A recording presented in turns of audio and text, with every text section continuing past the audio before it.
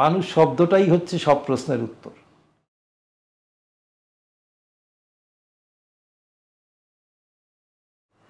এক মুখ দাড়ি গোঁফ, অনেক কালের কালো ছোপ ছোপ, জটপড়া চুলে তার উকুনের পরিপাটি সংসার, পিছুটি চোখের কোণে দৃষ্টি বিস্মরণে মগ্ন, বাবু হয়ে ফুটপাতে একা একা দিনরাত রঙ্গে। আপনারা এতদিনে জেনেই থাকবেন যে আমার উপরে কবির সুমনের প্রভাব চেষ্টা করি অনেকখানি নিতে। তো এর পরেই উনি বলেছেন সাপ লুডো খেলছে বিধাতার সঙ্গে। তো এই সাপ লুডো খেলার মধ্যে যিনি স্পয়েল স্পোর্ট হন, খেলাটা ভেঙে দেন, আজকে এমন একজনের সাথে দেখা করতে এসেছি।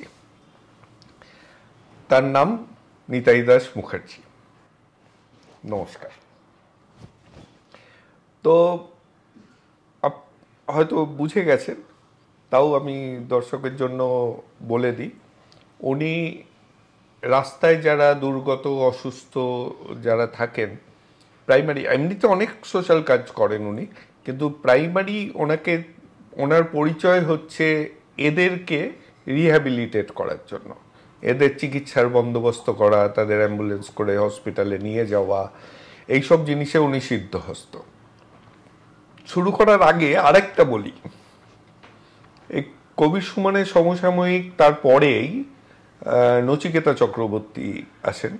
তিনি একটা গান গিয়েছিলেন, আমি বাউন্ডুলে হব এটাই আমার অ্যাম্বিশন।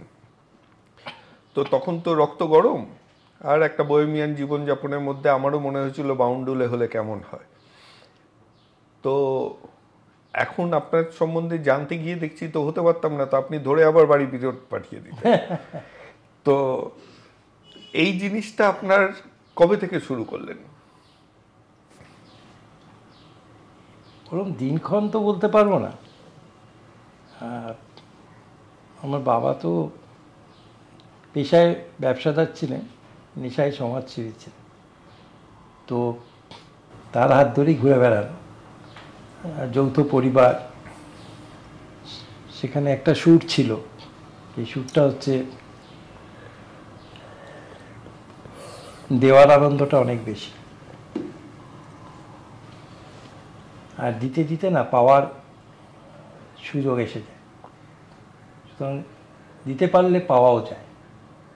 এই ছোটোবেলায় বাবার হাত ধরে একদিন আসছিলাম রাস্তা দিয়ে, হঠাৎ দেখলাম বেশ কিছু মানুষ, তখন অনেক রাত হয়ে গেছে, শীতকাল, তখন আমার 5-6 বছর বয়স, যে রাস্তায় সার দিয়ে ফুটপাতে শুয়ে আছে। তো বাবাকে জিজ্ঞাসা করেছিলাম, বাবা এরা রাস্তায় ঘুমাচ্ছে কেন? বাবা ছোট্ট একটা শব্দ বলেছিলেন, যে এদের ঘর নেই। ওইটা না আমার একটা ভীষণ বিস্ময়কর উপলব্ধি হয়েছিল, কারণ তখন তো আমি বাবার হাত ধরে ঘরে ফিরছি, অথচ বিভিন্ন বয়সের মানুষ, বাচ্চারাও রয়েছে, সার দিয়ে রাস্তায় শুয়ে আছে। জানি না, এই প্রশ্নটা আমার মনে আজও একইভাবে রয়ে গেছে বলে মনে করি। এই উত্তর আমি খুঁজে পাইনি, সেভাবে কোনো ডেফিনিট আনসার আমি পাই। তারপর প্রশ্নগুলো আস্তে আস্তে বড় হয়েছে, বড় হওয়ার সাথে সাথে তারপর বুঝেছি এদেরকে সমাজ অনেকটা প্যারাসাইটের মতো ভাবতে ভালোবাসে। তার সাথে পরিবারের একটা প্রভাব ছিল, যে সমাজের জন্য কিছু না কিছু করতে হবে। ছোটবেলা থেকে পড়াশুনো করতে হবে শুনেছি, কিন্তু যারা ডাক্তার হতে হবে, ইঞ্জিনিয়ার হতে হবে, এটা কখনো শুনি। বাবারা বলার চেষ্টা করতেন, মানুষ হও, মানুষের জন্য মানুষ হও। বাবা মাই তো তখন ভগবান, তারা যা বলেন সেটাই মেনেই চলাটাই রাস্তা ছিল। এই করতে করতে তখন আমার 10 বছর বয়স। এই রবীন্দ্র সরোবরে আমরা ফুটবল খেলতে যেতাম পাড়ার আমাদের সমবয়সীরা মিলে। সেদিনও গেছিলাম এই এপ্রিল মাসে, বা এপ্রিল মাসটা হবে, এপ্রিল কি মে মাস হবে। তার আগে একটু এটা মনে আছে, একটু বৃষ্টিও হয়ে গেছিল। আমরা মেনকা সিনেমার উল্টো দিকে যে লেকের রাস্তা, লেকের ভিতরে মানে সরোবরের ভিতরে যে রাস্তাটা, সেইটার বাঁ পাশে একটা সরু ফালি ছিল, ঠিক হেমন্ত মুখোপাধ্যায়ের বাড়ির উল্টো দিকে। আচ্ছা। ওই ফালিটাতে আমরা খেলতাম, আরও বড়রা উল্টো দিকের মাঠে খেলত। তো সেদিন যেতে গিয়ে হঠাৎ যখন যাচ্ছি দেখি যে ওই লেকের ভিতরেই যে কালো পিচের রাস্তা আর বাঁদিকের সেই সবুজ ফালি যেখানে মিলেছে, সেই জায়গায় ওই আমারই বয়সী তখন একটি ছেলে রাস্তায় শুয়ে আছে। মানে শুয়ে আছে বলার থেকে পড়ে আছে বলাটা ভালো। খেলা শুরু হলো, কিন্তু আমার মনটা ছিল না। মনটা না থাকায় আবার চলে গেলাম ওখানে। ছেলেটাকে দেখলাম, ছেলেটা বেহুশ, মুখ চোখ দিয়ে সর্দি পড়ছে, মানে একদম যাকে বলে ধুলো দূষরিত। খুব মনে আছে, একটা ছোট্ট খালি গায়ে আদুল গা, শুধু ছোট্ট একটা হাফ প্যান্ট পরা, আর তার পেছনটা একেবারে ফাটা, তিলে পড়া, তেল চিটে যাকে বলে। গায়ে হাত দিয়ে দেখলাম সেটা বেহুশ, এবং গায়ে হাত দিয়ে দেখলাম প্রচণ্ড জ্বর। যাই হোক, অন্য বন্ধুরাও এলো। তো কোথা থেকে কী মাথায় এলো জানি না, মনে করলাম যে একটা কিছু করা দরকার, বাচ্চাটাকে বাঁচাতে হবে। একটা মিশন এসে গেল যেন, সঙ্গে সঙ্গে একটা মিশন আমার ভেতরে। বয়স কত ছিল? 10। একটা মিশন তৈরি হয়ে গেল। সবাই মিলে ওকে চান্দোলা করে নিয়ে গিয়ে রাস্তার ওপারে সুকুমারের বাবা মার চায়ের দোকান ছিল। এখানে সুকুমারের ব্যাপারটা বলি। আমরা তো উচ্চ মধ্যবিত্ত পরিবারের ছেলে মেয়ে যাচ্ছি। সুকুমার হলো রাস্তার একটা ভাঙাচোরা টি স্টলের চালায় এমন মানুষের সন্তান। ও রোজ আমাদের খেলা দেখতে আসত। ও কিন্তু আমাদের সাথে, ওকে যে আমরা নিতাম বা ও এসে খেলতে চেয়েছে তা কিন্তু নয়। সুকুমার কেন আসতো না, সুকুমার বলটা যখন আমাদের মাঠের বাইরে চলে যেত, সুকুমার দৌড়ে গিয়ে বলটা ধরত।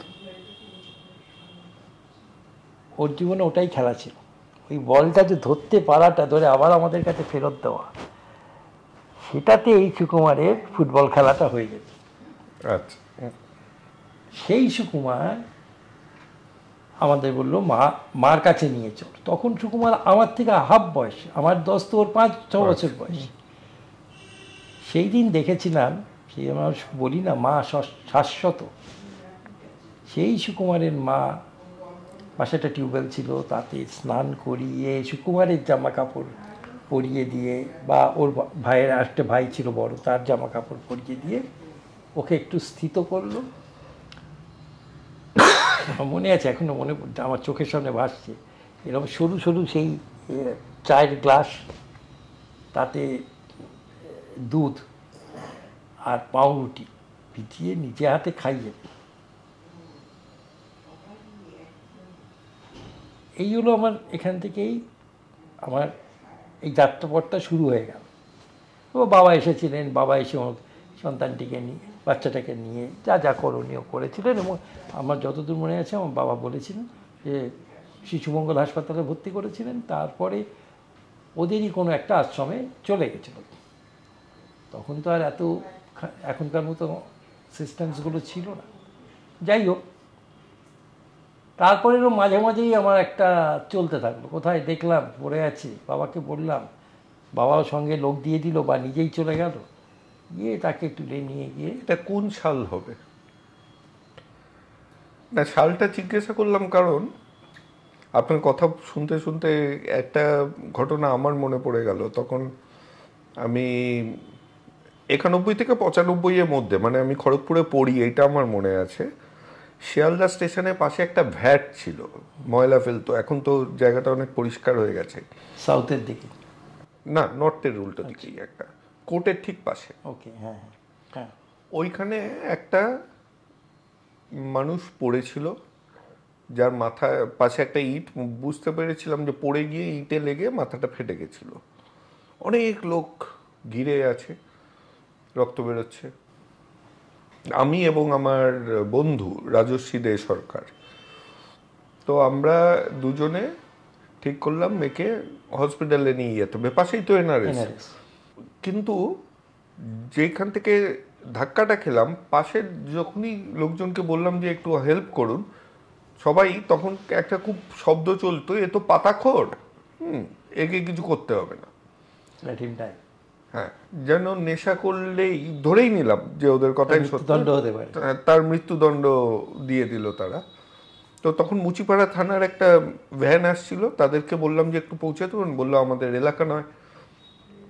বললাম একটু নামিয়ে দিয়ে আপনি চলে যাবেন, আমার একটা ভেহিকেল দরকার, এইটুকু বয়ে নিয়ে যাবো কিভাবে। তো ওরা নিয়ে গেছিল। এর পরের যেই এক্সপিরিয়েন্সটা, এর জন্য আমি মেলাচ্ছি কখন, কারণ এর পরে ওইখানে এমার্জেন্সিতে একজন সিনিয়র ডাক্তার ছিলেন, উনি দেখে বললেন হ্যাঁ একে ব্যান্ডেজ ট্যান্ডেজ, মাথা ফেটে গেছে, তো আমি রেফার করে দিলাম মেডিকেল কলেজ নিয়ে যাও। তখন আমি বলেছিলাম আমি নিয়ে যাবো না, আমার কাজ নিয়ারেস্ট হসপিটালে নিয়ে আসা, আমি করেছি। আপনার যদি মেডিকেলে পাঠাতে হয় আপনি ব্যবস্থা করবেন, আমি কোথা থেকে। এটাই রুল। কিন্তু উনি আমাকে ডিটেন করিয়ে দিয়েছিলেন সামনে পুলিশ ফাঁড়ির পুলিশদের নিয়ে, এবং তারপরে অনেকক্ষণ ডিটেন হওয়ার পরে এন্টালি থানার ওসি এসে উনি আমাকে কি কথা বললো ডাক্তারের সাথে জানি না, উনি বললেন আমি আমার পার্সোনাল ওইতে তোমাদেরকে ছেড়ে দিলাম, কিন্তু ভাই এইরকম কাজ আর করো না। দেশের আইন, তখনকার কথা বলছি, এইগুলোর জন্য সুটেবল নয়। আমি বুঝছি তুমি স্টুডেন্ট, তুমি ভালো কাজ করছো, কিন্তু দেশের আইন তোমাকে সেটার অধিকার দেয়নি। খুব অবাক লেগেছিল। পরে অবশ্য সুপ্রিম কোর্ট রুলিং এসছে যে ওগুলো। আমার এখানে একটা বলার আছে যে ন্যাচারাল জাস্টিস বলে একটা শব্দ তো আছে, এবং একজন নাগরিকের অধিকার এবং কর্তব্য, এগুলো সবসময় যে অক্ষরে অক্ষরে লিখে দিতে হবে তা কিন্তু নয়। আমি আজ অব্দি কখন ওই ধরনের পরিস্থিতির শিকার হই? একদমই নয়। কিন্তু তার মানে এই নয় আমি মানুষটাকে হাসপাতালে পৌঁছে দিয়ে বাড়ি চলে গেছি।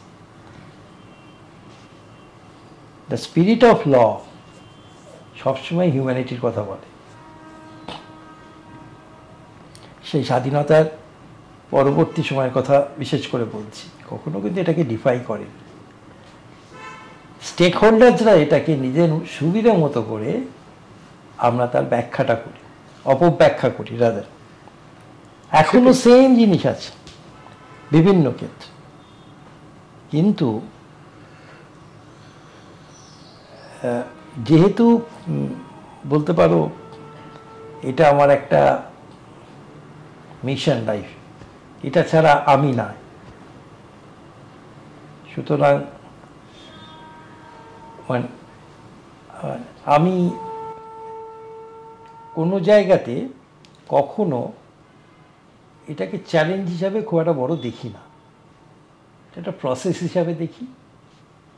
যে আমি যখনই একজন কাউকে ডিল করতে শুরু করি তখন আমি জানি এবার আমার 3-4টি ঘন্টা এখানে আমাকে ইনভেস্ট করতে হবে। হ্যাঁ, এবং এখনকার তো আইন টাইন সবই আছে, কিন্তু ওই যে বললাম যে দ্য স্পিরিট অফ লটাকে আমরা পাশ কাটিয়ে চলে যাওয়ার চেষ্টা করি। দেখুন, সেটা আপনি এটাকে একটা মিশন হিসেবে ধরেছেন বলে, একটা নর্মাল সিটিজেন, আজকে আমার ছেলে রাস্তায় এরকম দেখলে কি এড়িয়ে চলে যাবে? কারণ তার মিশন নয়তো নয়, কিন্তু সে হেল্প করতেও তো চায়। হ্যাঁ, এটা তার ডিউটি। হ্যাঁ, এটা তার ডিউটি। কিন্তু যদি সিস্টেম সেটাকে সাপোর্ট না করে তাকেই হ্যারাস করে, তখন জিনিসটা একটু একদমই ক্ষোভ কেউ আর দ্বিতীয়বার এগোতে চাইবে না। তবে কি আমরা তো অনেক জায়গায় চ্যালেঞ্জ নিই, সারাদিন চ্যালেঞ্জ নিই। একটা খুব বিজি ক্রসওভারে রাস্তার বিভিন্ন দিক দিয়ে গাড়ি আসে, রেকলেস ড্রাইভাররা চালায়, তার মধ্যেও তো আমরা রাস্তা ক্রস করি। এটা তো একটা চ্যালেঞ্জ নেওয়া। হ্যাঁ, বাসে ট্রামে ঝুলে তো বাড়ি ফিরি, এটাও তো একটা চ্যালেঞ্জ নেওয়া। আচ্ছা দাদা, এগোনোর আগে আপনার কাছে এসছি বলে আমাদের এমনিতেই আমাদের এই সেশনগুলো, আমাদের বন্ধু এক কোম্পানি আছে মণিপুর আয়ুর্বেদা বলে, ওরা আমাদের সাহায্য করে করতে। কারণ আমাদের মিশনটা হচ্ছে, কলকাতায় একটা নৈরাশ্য চলছে, লোকে ভালো লোক কলকাতায় নেই, চলে যাচ্ছে সব। হয়তোবা আমরা যেটা বিশ্বাস করি যে হয়তোবা ভালো লোকেদের আমরা চিনি না, তারা প্রচার বিমুখ, এটা বাঙালির একটা ধরনই আছে যে নিজের আত্মপ্রচারটা একটু কম চায়, তো এর জন্য অন্য লোকের পরিচিতি হয় না। আর দ্বিতীয় হচ্ছে, আমরা এখন মানুষের সাথে মিশি খুব কম যে অন্য মানুষের খবর রাখবো। তো ওরা আপনার কথা শুনে একটা গিফট প্যাক আপনাকে পাঠিয়েছে, আশা করি আপনার ভালো লাগবে। ওরা, আমি বলে দিই, আমি একটু বের করে দেখাই আপনাকে। ওরা গাছের নির্যাস থেকে, একদম পিওর নির্যাস থেকে, এই আপনাদের পাশেই যতীন দাস পার্কে, না যতীন দাস রোড, ওইখানে ওদের অফিস। ওরা একদম পিওর গাছের নির্যাস, নো সিনথেটিক কেমিক্যাল, এর উপরে আয়ুর্বেদিক ওষুধ বলবো না, কিন্তু সেই রকম প্রোডাক্ট তৈরি করে। তো আপনার কথা শুনে বললো, তো আমাকে জিজ্ঞাসা করলো এইগুলো দেবো, আমি বললাম তাহলে তো খুব ভালোই হয়। এটা হচ্ছে পেন রিলিফ করে, হাঁটু টাটুর ব্যথা খুব কাজে লাগে তো। হ্যাঁ, এইটা একটা। আর বৌদির সাথে কথা বলতে গিয়ে সেই কথাতে আসবো, মনে হলো যে এখন আপনার একটু হেলথ আর হাইজিন নিয়ে একটু চিন্তা করার উচিত। তো এটা একটা হ্যান্ড ওয়াশ, স্যানিটাইজার টাইপ না, হ্যান্ড ওয়াশ, সাবান। তো কারণ বৌদি যেটা বলছিলেন সেটাতেই আসি এখন, যে কোভিডের সময় যেদিন উনি দেখেছেন, আপনি তো ভেন্টিলেটরে ঘুমিয়েছিলেন, কিন্তু ওনার উপর দিয়ে যেটা গেছে সেটা সত্যি খুব ভয়াবহ, ভয়ঙ্কর। আর উনি বলছিলেন যে আমাদের এইরকম সব ঝামেলাই তো যে মেটায় সে ভেন্টিলেটরে, তা আমরা কি করব সেটাই বুঝতে পারছিলাম না। তো আমার মনে হলো যে এবার তো সময় এসছে একটু নিজের খেয়ালটাও রাখার। থ্যাংক ইউ, ধন্যবাদ দিচ্ছি যে আমাদের কথা স্মরণে রেখে আপনি এগুলো আমাদের কাছে পাঠিয়েছেন, আপনি অনেক ধন্যবাদ। আশা করি বাংলার মাটিতে তৈরি হওয়া নতুন প্রোডাক্ট বাঙালিকে আরও শক্তপোক্ত করবে। আমি প্রথমে ওদের সাথে বন্ধুত্ব তো অনেক দিনে, তো মণিপুরাটা ভেবেছিলাম মণিপুর থেকে, কিন্তু ও বলছে না, মণিমাণিক্যর যে মণিপুর, ওইখান থেকে আসছে। তো ফিরি বাড়িতে, একান্নবর্তী পরিবার, ছোটবেলা থেকে একান্নবর্তী পরিবারে, এর বাড়ি ওর বাড়িতে তো কিছু না কিছু একটা, যতখানি শুনেছি, কোনো দরকার পড়লেই আপনার নাম ডাকা হতো, বাবা এবং হ্যাঁ হ্যাঁ, উনি তো ছিলেনই। তো সেইখানে আমি যেটা জিজ্ঞাসা করেছিলাম বৌদিকে, কারণ একই পাড়ায়, তো উনি যদিও বলেননি, তবে মনে তো হয়েছিল প্রেম বিবাহ। হ্যাঁ, নিশ্চয়ই। তো আমার প্রথম প্রশ্ন হয়েছিল, দিল কেন এরকম একটা ছেলের সাথে আপনাকে বিয়ে দিল কেন? যে সারাক্ষণ আমাদের সমাজে, সত্যি স্বীকার করতে হবে, এই ছেলেদের যারা সমাজের কাজ করে তাদেরকে আমরা একটু পাগল টাইপের ভাবি। জেগে কি নিজের কথা না ভেবে অন্যের কথা ভাবছে। হ্যাঁ, বসে ভাবলে মনে হয় কি খারাপ একটা ব্যাপার, কিন্তু এটাই সমাজ এরকম ভাবেই চলে আসছে। তাতে আমি প্রথমেই জিজ্ঞাসা করেছিলাম যে দিল কেন বিয়ে, তো উনি হেসে উড়িয়ে দিয়েছিলেন। প্রশ্নটা আপনাকে রিপিট করি। না এখন না মানে আমার যেটা মনে হয়েছে এই আরও পরিণত সময় যে প্রত্যেকটা মানুষের জীবন পূর্ব নির্ধারিত, এবং কে জীবনে কি করবে, কেমনভাবে করবে, তার ফলাফল কি হবে, সেইটা যিনি স্ক্রিপ্ট রাইটিংটা করেন, তিনি কিসের ভিত্তিতে দাঁড়িয়ে এই স্ক্রিপ্ট রাইটিং করেন সেটা আমার জানা। এটা তো গম্ভীর কথা, একদম ওই না, সিনেমার স্ক্রিপ্টে আসি যে আপনাকে বিয়ে করতে হবে ওনাকে, এবার হলো কিভাবে, বাড়ি রাজি হলো কিভাবে? আসলে দুটো পরিবার খুব ক্লোজ ছিলাম আমরা, আর ও তো আমার বয়সে অনেকটাই ছোট আমার থেকে। তো তা সত্ত্বেও আমরা একসাথে চলতে চলতে হঠাৎ দেখলাম আমরা একসাথেই চলবো, জায়গাটা তৈরি হয়ে গেল। ব্যাপারটা এমন ছিল না যে বিয়েটা করতেই হবে। হ্যাঁ, বন্ধুত্বটা যেটা মূলত আমি যদি বলি, আমি ওকে বউয়ের থেকে বান্ধবী রাখতে ভালোবাসি। এবং আমি তোমাকে লিখেছিলাম মুচি ভাঙিনি। হ্যাঁ, এটা একটা পান, কিন্তু এর মধ্যে কথা বলা আছে। সেটা হচ্ছে বিয়েটা করতেই হবে, বরটা হতেই হবে, আর বউটা বানাতেই হবে, এই ব্যাপারটা কিন্তু আমাদের ছিল, দুজনেরই ছিল। তো একটু নামটা বলে দিন, আপনার মুখে শুনতে ভালো লাগবে বলে আমি বললাম। ডাকনাম পিঙ্কি। ও একজন HR প্রফেশনাল, মাল্টিন্যাশনাল কোম্পানিতে চাকরি করতো। তার পাশাপাশি প্যাশনেট ডান্সার, কোরিওগ্রাফার। ওর একটা ছোটো, ও আর ওর মায়ের মিলে একটা স্কুল আছে। এখন কোভিডের পরবর্তী পরিস্থিতিতে চাকরিটা ছেড়ে দিয়ে এসে একাধারে ডান্স স্কুল সামলাচ্ছে, সংসার সামলাচ্ছে, আর এই আমাদের হাইভ ইন্ডিয়া সামলাচ্ছে। কারণ কোভিডের পর আমি পুরোটা আর সামলাতে পারি না।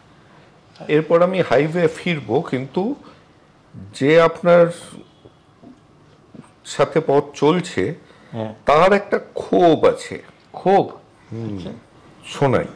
একটা প্রশ্ন করতে বলেছিলাম, কিন্তু উনি প্রশ্ন থেকে বেশি আমাদের কথোপকথনটাতে বুঝবেন যে ক্ষোভটা কোথায়। আচ্ছা, তুমি দিনে কবার খাও? এটুকুই? হ্যাঁ, মানে এটাই যদি বলতে পারে ঠিক করে, কেন তো কোনো রুটিন নেই। আর যদি ঠিক করে বলতে পারে তাহলে সেইটাকে আপনি যদি বলে দেন আমি কিছু ফ্রেম করতে পারি, কিন্তু এটা একটা বিশাল সমস্যা। মানে আমি কেন কোনো ডাক্তার কি আমি কেউ ঠিক করতে পারিনি যে কোনো রুটিনে আনা যাচ্ছে না এনাকে। বাকি অনেক কিছু উনি কথা শোনেন, কিন্তু এইটার ক্ষেত্রে ওনার নিজস্ব কখনো কিছু না কিছু যুক্তি আর কি সবসময় থাকছে। তো খাবার প্রতি এত অনীহা কেন? খাবার প্রতি অনীহা নেই, আমি খাদ্য রসিক কিন্তু পেটুক নই। হ্যাঁ, আর একটা হলো যে আমার এখন তো কোভিডের পর তবু খাই প্র্যাকটিক্যালি। আর কোভিডের আগে কি ছিল, সকাল 9টায় বেরিয়ে যাওয়া প্রতিদিন, মানে 365 দিন অলমোস্ট। রাত 3টের আগে তো বাড়ি কখনো ফিরতে পারতাম না। আবার এমন হতো যে বাড়ি ফেরাই হতো না, রাস্তায় পড়ে আছি। আমার তো কাজের আরেকটা দিক আছে, সেটা হচ্ছে যে কলকাতা শহরের মধ্যে কোনো বড় ডিজাস্টার হলে, ঝড় জল বৃষ্টি, তার থেকেও বড় ডিজাস্টার, ফ্রিকুয়েন্ট ডিজাস্টার হচ্ছে বড় বড় আগুন লাগা। আগুন। তো সেই কাজটাও তো, সেখানেও তো রেসপন্স করাটা আমার দায়িত্বের মধ্যে পড়ে বলে স্বীকার করেছি। এবং ইনসিডেন্টালি আমরা বিপিন গানাত্রার সাথেও সেদিন কথা বললাম। উনি আপনার সম্বন্ধে মানে আপনাকে হিউজলি রেসপেক্ট করেন, যে আমাদেরকে মানে কথার মধ্যেই আপনার নামটা বারবার করে এলো। আসলে ওই রকম পরিস্থিতিতে বিপিনদা আর আমি হচ্ছে হরিহর আত্মা। আমার আমার অন্যতম দায়িত্ব থাকে বিপিনদাকে সামলানো। কেন বিপিনদার যে পাগলামো, মানে আমি সেই পাগলামো শব্দটা বেরিয়ে গেল মুখ দিয়ে, পাগল হতেই হয়, হতেই হবে, না হলে প্যাশন ছাড়া হবে না। পাগল না হলে দেওয়া যায় না। তো যাই হোক, তো পাগল হওয়ার জায়গায় বিপিনদাকে আমার মূল কাজ হচ্ছে, বিপিনদার কাজটা আমি জানি। বিপিনদা একটা ফায়ার সিচুয়েশানে বিভিন্ন রকমভাবে সাপোর্ট করবে, কিন্তু ওর যেটা স্পেশালিটি, এটা কেউ স্বীকার করবে কি না জানি না, সেটা হচ্ছে দ্য বেড অফ ফায়ার যাকে বলে, মানে উৎসস্থল।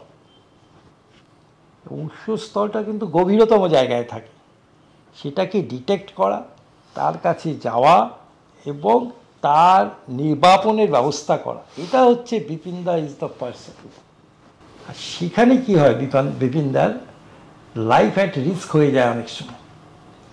আমি তখন অবশ্যই বিপিনদার ব্যাপারে আরেকটা বলার আছে যে বেশ কিছু প্রশাসনের মানুষজন বিপিনদাকে প্রচণ্ড রেসপেক্ট করে এবং ভালোবাসে, দমকল কর্মী, পুলিশ কর্মী, যারা ওখানে থাকে আর কি, বিভিন্ন রেস্কিউ এজেন্সির লোকজন। তো আমার একটা সদপ্রণোদিত আমার একটা দায়িত্ব থাকে, সেটা হচ্ছে যে বিপিনদার যেন কোনো ক্ষতি না হয়, তা সেইটা করার চেষ্টা করি। আর সেই ক্ষেত্রে আমরা দুজন হরিহর আত্মা। তো সেইটা যেটা বলছিলাম খাওয়ার প্রসঙ্গে, তো যেমন স্টিফেন কোর্ট, যেমন বাগরি মার্কেট, এইসব জায়গা তো মানে ওই জায়গাগুলো ছেড়ে বেরিয়ে আসা যায় না। তার মূল কারণ হচ্ছে আমি তো আগুন নেভাতে যাই না, আমার কাজ হচ্ছে পেরিফেরিয়াল সাপোর্ট। বিশেষ করে যারা এই আগুন বা এই ধ্বংসের সাথে লড়াই করছে, তাদের জন্য তো অ্যাজ এ মানে মেম্বার অফ দ্য সোসাইটি আমার রেসপন্সিবিলিটি আছে বলে মনে করি। তাদের দেখভাল করা, তাদের খাবার দেওয়া, তাদের জল দেওয়া, তাদের কারুর সাফোকেশন হচ্ছে, কারুর ফার্স্ট এড লাগবে। আর একটা জিনিস হয়, ওদের ট্রিমেন্ডাস এক্সর্শন হয়, হ্যাঁ, ওআরএস জোগানো, চোখ ঝলসায়, সব অবলা করে। আচ্ছা, এখানে একটা প্রশ্ন আছে, আমি মানে কয়েকটা প্রশ্ন না, এর জন্যই আপনাদের কাছে আসা। কয়েকটা প্রশ্ন খুব মানে মন থেকে একটু ডিস্টার্ব করে, যে এই যাদের কথা বলছেন, এক তো আগুন যাদের বাড়িতে লেগেছে কিংবা বাজারে রেখেছে, তাদের একটা লাইফ রিস্ক আছে, কিন্তু যারা হেল্প করছে, পয়সা দিয়ে তো সবকিছু মেটানো যায় না, প্রাণ পয়সা দিয়ে কেনা যায় না, কিন্তু পাবলিক তাদেরকে মারধর করে। যে পাবলিকদের বাঁচানোর চেষ্টায়, আমি বিপিনদার সাথেই কথা বলতে গিয়ে ওই করলাম যে উনি 3-4 বার মার খেয়েছে, আমি মার খেয়েছি। ওনার কোনো দায়িত্ব ছিল না কিন্তু লোকজনকে হেল্প করার, আপনার কোনো দায়িত্ব নেই, কিন্তু ঘুরিয়ে মার রোদ দিচ্ছে আপনাদের। হ্যাঁ, এটা এর পরে মোটিভেশনটা রাখেন কিভাবে? না মানে মার খেলাম আর মার খেলাম না, এর মধ্যে হেয়ারলাইন ডিফারেন্স আছে। আসলে মিশনটাতে ফোকাস থাকা গেলে এগুলো ওই মাছি মশার মতো আসবে, একটু ডিস্টার্ব করবে, সরিয়ে দেবো। এই কদিন আগে একটা ঘটনা ঘটেছে, এটি খালপাড়ে একটা বিশাল অংশটা বিধ্বংসী হলো, আগুন হলো। তো সেখানে আমরা কাজ করছিলাম, এক মহিলা অসুস্থ হয়ে পড়ে বাড়ির মধ্যে, তার ওই ছোট্ট ঝুপড়ি আর কি, খালপাড়ের একটা ঝুপড়ি, ভয়ঙ্কর ঝুপড়ি। তো তাকে হাসপাতালে নিয়ে যেতে, সেই ঝুপড়ি থেকে যখন বার করে নেওয়া আসা হচ্ছে, আমার মনে হয়েছে যেহেতু প্রচুর ক্যামেরার উপস্থিতি আছে, সেখানে মানুষের উপস্থিত হওয়ার আর একটা উন্মাদনা আছে, সে বার করা যাচ্ছে না। ওই ফেজেই ওখানে এমন কিছু লোক ছিলেন যারা যে কোনো কারণেই হোক কেন আমাদের উপর চড়া হয়ে গেল, আবার বুঝিয়ে টুজিয়ে তাদেরকে করে, তার মধ্যে 2-4টে কিলচর তো পড়ে না, তা তো না, পড়ে। আরেকটা মানে এটা একটা মাস হিস্ট্রিয়ার মতো কাজ করে আমার ধারণা, যে এটা এক এক জায়গায় এক এক রকম বহিঃপ্রকাশ হয়। বিশেষ করে অর্থনৈতিকভাবে পিছিয়ে পড়া অঞ্চলগুলোতে মানুষ ভীষণভাবে অবদমিত, এবং সে কোথাও প্রতিবাদ করতে পারে না, সে কোথাও গলার আওয়াজ তুলতে পারে না, সে হয়তো মার খেয়ে যায়, সে হয়তো গালাগালি খেয়ে যায়, কোনো একটা জায়গায় যদি সে স্কোপ পায় তাহলে কিন্তু সে তার ভিতরে সেই গ্লানিটাকে যেন উগড়ে দেওয়ার একটা সুযোগ পায়। সেও একটা, যারা তার উপর, যে সমাজ বা সমাজের যে অংশ তাদের উপরে জিনিসটা করে, যা করে ওইটাও তো ভেতরে জমে থাকে, পুঞ্জীবিত একটা ক্ষোভ। সেই পুঞ্জীবিত ক্ষোভটা যেমন বেরিয়ে যায়, তেমন তাদের সমান আমিও হয়ে উঠতে পারি, আমিও গলা তুলতে পারি, আমিও চারটে গালিগালাজ করতে পারি, আমিও কাউকে ধাক্কা দিতে পারি। হ্যাঁ, এর একটা কিন্তু পরিস্থিতি তৈরি হয়। এবং এটা যে খুব ক্রুকেড মাইন্ডে করা হয় সবসময় তা কিন্তু নয়, বেশিরভাগ সময় কিন্তু হয় না। দেখুন, মব মেন্টালিটি ম্যাক্সিমাম হয় আমি মানছি, কিন্তু শুরুটা তো যে করে সে শয়তান, এটা মানবেন আপনি। আপনি যতই আপনার দিক দিয়ে তাদেরকে ক্ষমা করছেন, কিন্তু এই যে মবটাকে আগুনটা জ্বালানো, সেই লোকটাকে যদি আইডেন্টিফাই করা যায় তাহলে কিন্তু তাকে দেখা যায় সে শয়তানি করেছে। হয়, হচ্ছেও চারদিকে। আমার বাপের তো রাস্তার লোক দিয়ে, আমার কাছে ছোটবেলা থেকে এই প্রশ্ন যে রাস্তায় যে রিটার্ডেড এক মহিলা সে প্রেগনেন্ট হয় কিভাবে, এই প্রশ্ন যে তার সেক্সুয়াল আর্জ ওর থ্রু দিয়ে মেটাচ্ছে, সে কি একবারও ভাবছে না যে এ মানসিক প্রকৃতিস্থ এবং এর কোথাও যাওয়ার নেই? মানে আর্জটাই আসে কিভাবে? আসলে যে করছে না সেও কিন্তু একই পরিস্থিতিতে থাকাকে, তাকে হয়তো আমি বাইরে চেহারা থেকে দেখছি এ হেঁটে চলে বেড়াচ্ছে, কিন্তু তার রিটার্ডেশনটাও মানসিকভাবে একই জায়গায়, একই। তাহলে সেও চ্যালেঞ্জড, সেও মানে রেশনাল থিঙ্কিংয়ের জায়গা ভীষণভাবে চ্যালেঞ্জড। হ্যাঁ, আর কি জানি, সব কিছুর উত্তর আমার কাছে নেই। এই যে যারা হোমলেস, এদের যে বিদেশে কিছুদিন থাকার সুবাদে দেখেছি হোমলেস শেল্টার হয়, স্যুপ কিচেন হয়, স্যালভেশন আর্মির একটা থ্রিফট স্টোর থাকে যেখানে তারা জামা কাপড় কিনতে পারে, অন্য লোকেরা, এবং সবসময় যে বড় লোক নয়, মধ্যবিত্ত নিম্ন মধ্যবিত্তও তাদের পুরনো হয়ে যাওয়া জামা কাপড় সেখানে গিয়ে ডোনেট করে আসে। আবার উল্টো দিকে দেখি ভারতীয়রাই সেই স্যালভেশন আর্মি থেকে জামা কাপড় কিনে নিচ্ছে কম, যেটা তাদের জন্য নয়। এবং সেই জিনিসটা এইখানেও দেখি যে এইখানে যদি ওরকম ভাবে কোনো ডোনেশনের বক্স খুলি তাহলে দেখবো সেটা চুরি হয়ে গেছে, বাক্স সমেত লোপাট হয়ে যাবে।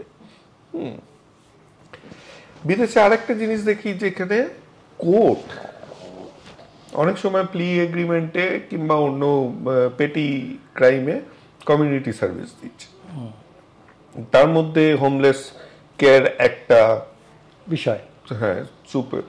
তো আমাদের এইখানে কি এইরকম কোনো লড়াই হচ্ছে যে কোর্ট, দেখুন কোর্টের তো অনেক কেস ব্যাকলগে আছে, তাতে ছোট পকেটমার কিংবা এদেরকে এরকম কমিউনিটি সার্ভিস দিয়ে সমাজেরও উপকার। অনেকে রাস্তা পরিষ্কার করে, আমাদের যে পাবলিক টয়লেটস পরিষ্কার করায় বাইরে, এর জন্য সবসময় ঝচকচকে থাকে, সেটা কিন্তু মানে আপনি জানবেন যে পেড সার্ভিস নয়, কারণ অত চকচক না করলে পেরোল, মানে যে পুলিশ অফিসার সে সাইন করবে না, এর জন্য চকচকেটা বেশি করতে হয়। তো এইগুলো করলে তো আমাদেরও সমাজেরও ভালো হয়, পেটি ক্রাইমে সে শাস্তিটাও পায়, যে এই ড্রাঙ্কেন ড্রাইভিং এই সেই এইগুলোর জন্য করা যায় না। আসলে হয়তো একটু বিতর্কিত হয়ে যাবে কথাটা, যে আজকে আমাদের দেশের যে জায়গায় আমরা দাঁড়িয়ে আছি সেখানে মানুষ কতটা ইম্পর্ট্যান্ট আমি জানি না, তো ভোটাররাই খুব ইম্পর্ট্যান্ট। অর্থাৎ পলিটিক্যাল উইল বা পলিটিক্যাল এন্টিটি সে কিভাবে তার সমাজকে, তার দেশের মানুষকে দেখে বা দেখতে চায়, সেখানে কতটা ক্লিয়ারিটি আছে, আই হ্যাভ এভরি ডাউটস। এবং দিন দিন যেন সেটা আরও বেশি ঝাপসা হয়ে যাচ্ছে। লিডারশিপ ক্রাইসিস তো আছে, এটা তো আমাদের মানতেই হবে। হ্যাঁ, আর পলিটিক্স ছাড়াও আরও অনেক কিছুতে অক্সিজেন আছে, এটা আমরা ভাবতে ভুলে গেছি। এইটা আমি মানছি। এবং দুটো লিডারশিপও বা ক্রাইসিস যাবে কিভাবে? আমরা কেউ আমাদের সন্তানদের চাই না পলিটিশিয়ান হোক। একদম ঠিক। কারণ জায়গাটা কিন্তু আমরাই এমনভাবে একটা বাজে নাম দিয়েছি যে পলিটিশিয়ান মানেই তারা অমুক অমুক অমুক। হ্যাঁ, তো সেই জায়গাটাতে আমরাই আমাদের সন্তানদের, তাহলে জায়গাটা পরিষ্কারও বা হবে কিভাবে? না, আমার বাবাও তো একজন সোশিও পলিটিক্যাল অ্যাক্টিভিস্ট ছিলেন। বাবা একটা সময় দেখলাম পলিটিক্স থেকে নিজেকে আস্তে আস্তে সরিয়ে নিয়েছিল। তো বাবা অনেক বলেছিলেন, যেদিন থেকে আমি দেখলাম পলিটিক্সে, যদিও আমার বাবা নিজে একজন মুসলমান ছিলেন, কিন্তু বাবা বললেন হৃদয় মেধা থেকে অনেক বেশি বাইশেপ আর টাইসেপের গুরুত্ব বেড়ে যাচ্ছে। হ্যাঁ, পলিটিক্সে, রাজনীতির আঙিনায়।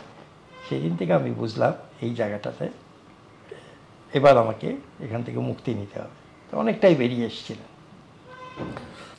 দেখুন, পলিটিশিয়ানদের তো আমরা সবসময় দোষ দিয়ে থাকি, কিন্তু আমার প্রশ্ন হচ্ছে আমরা অ্যাজ সিটিজেন কতখানি রেসপন্সিবল।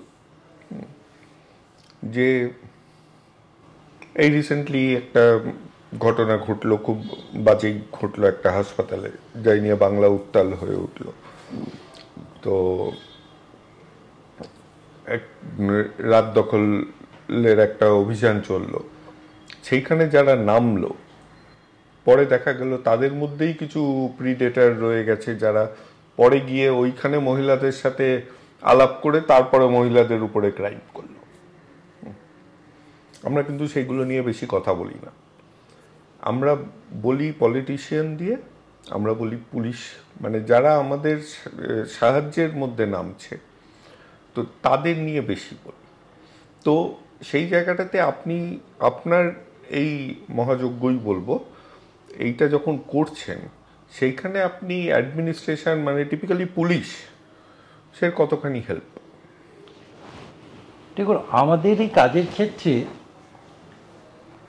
অ্যাডমিনিস্ট্রেশনের হেল্পটা আমরা সম্পূর্ণভাবে পাই, বিশেষ করে পুলিশের জায়গাতে। সরকারি হাসপাতালেরও সাহায্য পাই, কিন্তু যতটা পাওয়া প্রয়োজন ততটা সবসময় পাই তা নয়। এবং এটাও ঘটনা যে বিভিন্ন সময় বিভিন্ন রাজনীতির মানুষজনও আমাদের কিন্তু অনেকভাবে সাহায্য করেছে। হ্যাঁ, এবং সেটা দলমত নির্বিশেষে। আমরা তো সোশ্যাল ওয়ার্কার্স, আমাদের রাজনীতি হচ্ছে পড়ে থাকা মানুষগুলোর জন্য রাজনীতি। হ্যাঁ, তো তাদের কল্যাণার্থে যার কাছে সাহায্য চাই সে কিন্তু সাহায্যটা করে। সেটা পুলিশ প্রশাসন, সরকারি হাসপাতালগুলি অনেক সময়, সব সময় করে উঠতে পারে বলে মনে করি না।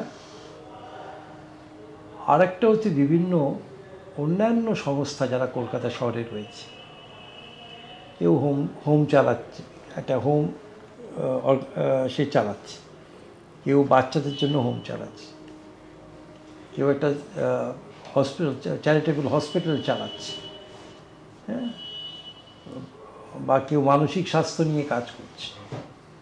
কলকাতা কর্পোরেশনের এরকম বেশ কিছু ফেসিলিটিস আছে, যেরকম শেল্টার, যেগুলো পথবাসী মানুষের জন্য শেল্টার। আমাদের সোশ্যাল ওয়েলফেয়ার ডিপার্টমেন্টের কিছু শেল্টার আছে, সেগুলো তো ব্যবহৃত হয়, বিভিন্ন হোম ব্যবহৃত হয়। এছাড়া ব্যক্তি মানুষও অনেক সময় কিন্তু এগিয়ে আসে। কলকাতা মানুষের ক্ষেত্রে আমি আরেকটা কথা বলবো যে এখানে কিন্তু উদাসীনতাটা নেই তা বলবো না এই বিষয়ে, কিন্তু সচেতনতাটাও আছে। না হলে এই যে একটি মানুষ দুদিন ধরে অমুক রাস্তায় পড়ে আছে, নড়াচড়া করছে না, হাঁটাচলা করছে না, বা হাত পা পুচে গেছে, এটা খুব কমন জিনিস আমরা পাই, ম্যাগটস, হ্যাঁ, ম্যাগট ইনফেকশন, হাত পায়ের পোকা হয়ে যাচ্ছে, মাথায় খুলিতে পোকা হয়ে যাচ্ছে, খসে পড়ছে, এরকম একটা সিচুয়েশন তো প্রায় পাই আমরা। সেই ইনফরমেশনটা কিন্তু প্রাইমারি ইনফরমেশনটা কিন্তু পাবলিকই দেয়, মূলত কর্পোরেশনের কাউন্সিলরকে দেয় বা লোকাল থানাকে দেয় বা কন্ট্রোল রুমকে জানায়, এটা কিন্তু পাবলিক করে। তো আমাদের একজন কমন পরিচিত বাপ্পাদিত্য মুখার্জি, তো ও একটা প্রশ্ন করেছে আপনাকে। আচ্ছা, তো সেটা চালাই, যেটা নিয়ে কথা হচ্ছিল সেটা নিয়েই, নাগরিক সমাজ নিয়ে, এবং নাগরিক সমাজের মানে এই যে কিছু না ভেবে কাউকে অপমান করা, দোষারোপ করার যে টেন্ডেন্সি এখন আরো বেড়েছে, আমার প্রশ্নটা শুনে মনে হলো ওই রকমই কিছু। আপনি বিচার করতে পারবেন ভালো। নিতাইদা, তুমি দীর্ঘদিন জমিতে কাজ করছো, বিশেষত যে মানুষরা রাস্তায় পড়ে থাকেন, যাদের কেউ দেখার নেই, এবং সেক্ষেত্রে পুলিশের সহযোগিতা নিয়ে তুমি এই কাজ চালাও। সাম্প্রতিক অতীতে যখন পুরো পুলিশের পুলিশ যে পুলিশদের পুরো পেশাটিকেই বিভিন্নভাবে সিদ্ধারাহীন বা পুলিশ তোমার মেয়ে হচ্ছে বড় ইত্যাদি স্লোগান, বা সামগ্রিকভাবে পুলিশকে যখন সামাজিক শত্রু বা গণশত্রু হিসেবে চিহ্নিত করা হয়েছে, তখন তোমার প্রতিক্রিয়া এবং এই পুরো পরিস্থিতির প্রেক্ষিতে তোমার বক্তব্য, এইটা একটু জানার ইচ্ছে আছে। শক্ত প্রশ্ন। এটা ঠিক একটা কথায় উত্তর হয় না, এই সাদা দিক এর কালো দিক আছে। যখন একটা প্রতিবাদ হয়, তো প্রতিরোধ হয়, তার তো একটা নির্দিষ্ট কিছু কারণ থাকে। সেই কারণ যখন নাগরিক সমাজকে ভীষণভাবে বিচলিত করে, প্রভাবিত করে, তখন নাগরিক সমাজ একটা একক মৌলিক সত্তা হিসাবে যেমন রেসপন্ড করে, সেরকম নাগরিক সমাজের ভিতরে থাকা নাগরিকেরাও নিজস্ব মতবাদ, নিজস্ব ভাবনা চিন্তা, নিজস্ব অভিজ্ঞতার কোষ্ঠী পাথরে ঘষে তাদের রিফ্লেকশন দেন। সেটা কারুর পক্ষে হতে পারে, কারুর বিপক্ষে হতে পারে। আমার ধারণা এই সময়ের যে প্রবণতা, সেটা প্রতিষ্ঠান বিরোধী একটা ক্ষোভের প্রকাশ। এটাকে কোনো একটা নির্দিষ্ট রাজনৈতিক দল বা প্রশাসনের বিরুদ্ধে একটা ক্ষোভ, এটা আমি মনে করি না। আসলে এই সময়ের জায়গায় দাঁড়িয়ে সারা পৃথিবীতে প্রায় 100টা মতো দেশ যুদ্ধে লিপ্ত। পৃথিবীতে একমাত্র বোধহয় খেটে খাওয়া নিম্ন গরিব, অতি গরিব, নিম্ন মধ্যবিত্ত এবং মধ্যবিত্ত পরিবার যারা এই বিষয়টাতে সরাসরিভাবে কিন্তু ক্ষতিগ্রস্ত হচ্ছে। গুলি যদি গাজায় চলে, হয়তো গুলিটা আমার লাগলো না, গায়ে লাগলো না, কিন্তু আমার হৃদয়ে লাগলো। আমি তো গাজায় গিয়ে বা ইসরায়েলে গিয়ে আমি তো প্রতিবাদ জানাতে পারছি না। আমি মনে করছি ওখানকার যে সাধারণ নাগরিক মানুষ আর আমি কোনো একটা জায়গায় আমরা এক জায়গায় দাঁড়িয়ে আছি। এই সামগ্রিক একটা থ্রেটের বা অনিশ্চয়তা, একটা ইনসিকিউরিটি কিন্তু গ্লোবাল পপুলেশনের ওপরের, গ্লোবাল কমিউনিটির ওপরে, যেই সেকশনটা বললাম বিশেষ করে, তাদের ওপর কিন্তু একটা প্রভাব ফেলে রেখেইছে। যদিও উল্টো দিকে অনেক পজিটিভ এনভায়রনমেন্ট তৈরি করার প্রয়াসও কিন্তু চলছে, যাতে আকাশে মেঘ থাকলেও মেঘের ওপরে কিন্তু নীল আকাশ আছে, এই বিশ্বাসটাও মানুষের ভেতরে থাকে। আর যেগুলো ঘটছে আমাদের ঘরের কাছাকাছি, আমাদের শহরে বা আমাদের দেশের বিভিন্ন অংশে, আমি খুব স্ট্রংলি বিলিভ করি যে একটা মাস হিস্টিরিয়া তৈরি হয়ে যাচ্ছে। এই মাস হিস্টিরিয়াটা তৈরি করা হচ্ছে নাকি ঘটনার প্রেক্ষিতে সব ঘটে যাচ্ছে, সেইটা নির্দিষ্ট করার দক্ষতা আমার নেই। কিন্তু আপনার কি মনে হয় না সোশ্যাল মিডিয়ার জন্য হচ্ছে বেশি? সোশ্যাল মিডিয়ায় তো আমরা সকলেই সহযোগী। সোশ্যাল মিডিয়াতে বলছি না যে আমরা ধোয়া তুলছি, সোশ্যাল মিডিয়া তো আমাকে বলেনি তুমি ট্রোল করো। আমি দেখলাম যে একটা মিডিয়াম আমাদের কাছে এসেছিল, যে সামাজিক একটা মিডিয়াম, যেটা ছিল না আগে। আমি বসে লন্ডনের কাউকে আমি বন্ধু বানিয়ে ফেললাম বা ব্রিটিশ নাগরিককে, সেটা তো বন্ধুত্বের জন্য, শত্রুতা বাড়ানোর জন্য না। আমি যখন ফেসবুকে যখন অ্যাকাউন্ট খুলেছিলাম, তখন আমাকে অনেকে বলেছিল ফেসবুকে অ্যাকাউন্ট খুললে পুরনো বন্ধুদের খুঁজে পাওয়া যায়। কিন্তু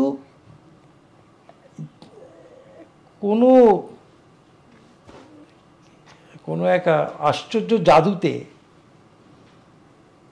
ট্রোল করার জন্যই অনেকে কিন্তু সোশ্যাল মিডিয়ায় আছেন বলে আমার বিশ্বাস। এক্স্যাক্ট। হ্যাঁ, এবং যে সময়টার কথা বলা হলো, ওই সময় আমার যে নির্দিষ্ট মতামত ছিল, এবং আমার মতামতের দুটো দিক ছিল। একটা হচ্ছে জঘন্যতম অপরাধ এবং তার প্রতিবাদ, তার প্রতিকার। পাশাপাশি ছিল একদম মূলগত জায়গা থেকে দরিদ্র, অতি দরিদ্র, হতদরিদ্র মানুষগুলো যাতে যে সরকারি হাসপাতালগুলো পরিষেবা থেকে বঞ্চিত না হয়, সেই আওয়াজ তোলা। তাতে অনেকের সমর্থন পেয়েছি, অনেকে আমাকে ট্রোল করেছে। কিন্তু প্রথমেই আমি আমার মনটা ঠিক করে রেখেছিলাম, আমি কোনো পোস্টেই খুব বিশেষ প্রয়োজন ছাড়া আমি কোনো উত্তর দেবো না। আমার পোস্টের কারণই ছিল একটা, যে প্রতিবাদ করা এবং মানুষের রাইট টু হেলথ, এই যে মৌলিক অধিকার, সেই মৌলিক অধিকারের কথা বারবার স্মরণ করিয়ে দেওয়া। দুটো জিনিসে আসি। আপনি বলছেন আমাদের প্রতিষ্ঠানের বিরুদ্ধে একটা ক্ষোভ পঞ্জীভূত হয়ে, চিরকালই হয়, সবসময়ই হয়, কারণ জগতে থাকতে গেলে কিছু আমাদেরকেও ছাড়তে হবে, না হলে সমাজে করা যাবে না। আপনি একান্নবর্তী পরিবারের যখন বড় হয়েছেন, আপনি এটা খুব ভালো বোঝেন। এটা আমাদের এখনকার জেনারেশন হয়তো নিউক্লিয়ার ফ্যামিলিতে বোঝাটা কমে গেছে, এবং ইএমআই এর যুগে সবকিছু এত সহজলভ্য হয়ে গেছে যে কোনো কিছুই ছেড়ে থাকতে হচ্ছে না। কিন্তু ধরুন সমাজে যাদেরকে আমরা বড় চোখে দেখি, আমার আপনার সাথে বসার আর মনে পড়ল যে এটা তো আমাকে জিজ্ঞাসা করতেই হবে, কারণ এটা আপনার কাজের সাথে। একজন বিরাট তারকা অভিনেতা, তিনি চালিয়েছিলেন না, তার ড্রাইভার চালিয়েছিলেন, তার মধ্যে আমি যাচ্ছি না, যারা রাস্তায় শুয়েছিল তাদের বডির উপরে, সেটা বিচারাধীন। কিন্তু সেইখানে এক গায়ক, যিনি বাঙালি যদিও কানপুরের, অভিজিৎ ভট্টাচার্য, যেখানে বললেন যে কুকুররা যদি রাস্তায় শোয় তাহলে তাদের উপরে গাড়ি চাপা যাবে, তারা গাড়ি চাপা পড়বেই, এইরকম একটা কথা বলল। আমাদের কিন্তু অত জোরে প্রতিবাদ হয়নি, যেটা একটা পলিটিক্যাল লোক বললে হতো, প্রতিষ্ঠান বললে হতো। মানে পেছনে তখন অত ফুয়েল ছিল না, এই বক্তব্যটাকে টেনে নিয়ে যাওয়ার জন্য তার ট্যাঙ্কিতে তখন ফুয়েল বেশি পড়ে, ফুয়েল পড়লে তখন হয়তো দৌড়াতো। দ্বিতীয় একটা প্রশ্ন, যেটা একটা বিতর্কর প্রশ্ন, কিন্তু আপনি হয়তো বা উত্তর দিতে পারবেন, এর জন্য আমি আপনাকে প্রথমেই বলেছিলাম কয়েকটা কাজ আমি চ্যালেঞ্জ করব। এই যে আপনি রিহ্যাবিলিটেট করছেন, কলকাতা শহরের একটা প্রবলেম আমি যেটা দেখি যে আমাদের পাশে কোনো বড় শহর নেই। চেন্নাইয়ের পাশে ব্যাঙ্গালোর আছে, এবং মুম্বাইয়ের পাশে পুনে আছে, দিল্লির পাশে তো পুরো এনসিআর রিজন হয়ে গেছে। কলকাতাটা একটু একাই কুম্ভ লড়াই করে যাচ্ছে। তো এই যে জায়গাটা খালি হচ্ছে, তাতে কি আপনি দেখছেন না যে সেই জায়গাটা আবার ভিন রাজ্যের লোকজন এসে ভরে দিচ্ছে? যে যত বেশি রিহ্যাবিলিটেশন হচ্ছে তত বেশি ওইখানে রিহ্যাবিলিটেশন হয় বলে আবার আসছে। আর এরা যারা আসছে তাদের তো সেরকমভাবে বলতে গেলে তারা তো চাকরি নিয়ে আসছে না, রাস্তায় যারা থাকে তারা এসে আবার খুঁজছে। এখন শহরের যেই অবস্থা, তাতে যে বিরাট আমাদের রোজগারের সাধন আছে তেমনও নয়, কাজ কমই আছে। তাতে যারা থাকছে তাদের একটা ক্ষোভ জন্মাচ্ছে আমি দেখতে পাচ্ছি, যাতে বারবার করে কলকাতায় কোনোদিন আমি এই ভিন রাজ্য শব্দটাই শুনিনি, যেটা আমি ব্যবহার করলাম একটু আগে। কলকাতা সব সময় সবাইকে নিয়ে চলেছে। তো এই যে একটা সিচুয়েশন, এটা আমি উল্টো দিক দিয়ে দেখছি, সিচুয়েশন তৈরি আমার চোখে হচ্ছে, হয়তোবা পুরো ভুল ধারণা। এইটা নিয়ে আপনার কি বলার আছে? এটা কি এমপ্লয়মেন্টের অ্যাঙ্গেল থেকে বলছো? না, মানে আপনি রিহ্যাবিলিটেট করলেও জায়গাটা মানে ফাঁকা থাকছে না, আবার ভরে যাচ্ছে, ভ্যাকিউম হচ্ছে না, রাস্তা খালি হচ্ছে না। আমার দেখা কলকাতার রাস্তার মানে পথবাসী যারা, কলকাতার পথবাসী যারা, তাদের কয়েকটা ক্যাটাগরিতে আমি ভাগ করতে পারি। যারা বাইরে থেকে আসছে, আমরা তো ঐতিহাসিকভাবে হিস্টোরিক্যালি দেখেছি কলকাতার মাটিতে বেশ কিছু কাজ ছিল, যে কাজগুলো আমাদের পাশের কোনো রাজ্য থেকে বেশিরভাগ মানুষ সেই কাজগুলো বাঙালি ছুতো না, ওই কাজ বাঙালি নর্মালি সেগুলো ছুতো না। এরা যখন কলকাতায় আসে, যদি ধরো কেউ জুট মিলে চাকরি করলো, সে কিন্তু জুট মিলে একটা কোয়ার্টার পেয়ে গেল, কিন্তু যে পোস্তাতে মুটেগিরি করছে তার তো কোয়ার্টার নেই। সে যে দোকানে বা যে প্রতিষ্ঠানে মুটেগিরি কাজ করে বা যে অঞ্চলটাতে, সে কিন্তু রাত্রিবেলা আর খুব পরিপাটি করে দুটো চাদর পাট করে একটা বালিশ দিয়ে একটা চাদর গায়ে দিয়ে ওই দোকানের গেটের সামনে শুয়ে পড়ে। সকালবেলা উঠে আবার সে তার দিনটা শুরু করে। সে কিন্তু কলকাতার রাস্তাটাকে শুধুমাত্র বেডরুমের জন্য মতো ব্যবহার করে, স্বাধীন বেডরুমের মতো। আর একটা শ্রেণী আছে যারা কলকাতার এরা মূলত ফুটপাথগুলো দখল করে থাকে, যেখানে ফুটপাথ একটু চওড়া বেশি, পরিবার নিয়ে থাকে।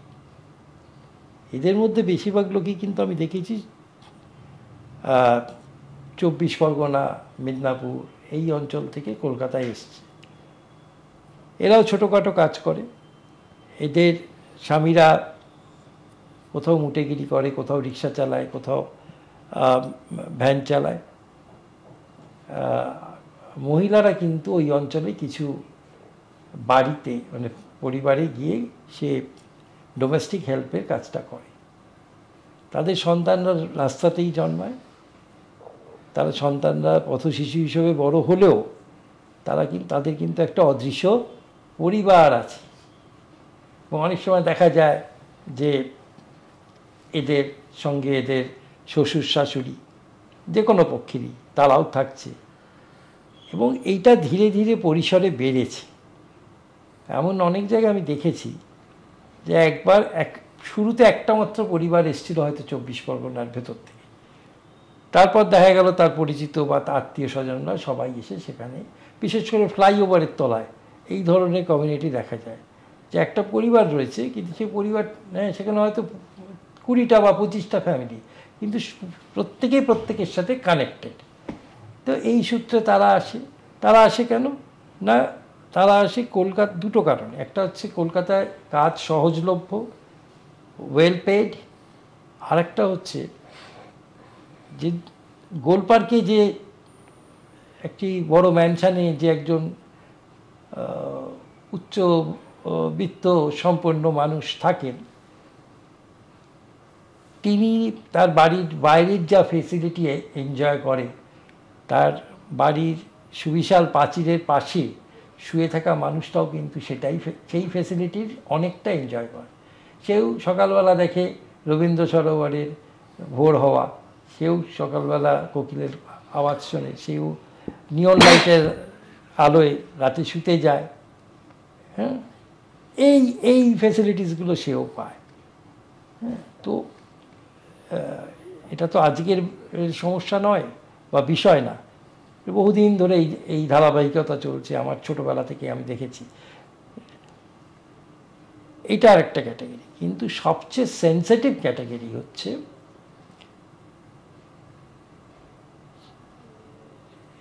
সেটা হচ্ছে যে একজন মানুষ যে কোনো বয়সী, পুরুষ, নারী, শিশু, যদিও এখন শিশুদের সংখ্যাটা প্রায় একদমই কমে গেছে, তারা বিভিন্ন পরিস্থিতিতে একা হয়ে রাস্তায় আশ্রয় নিয়েছে। কেউ হয়তো পথ ভুলে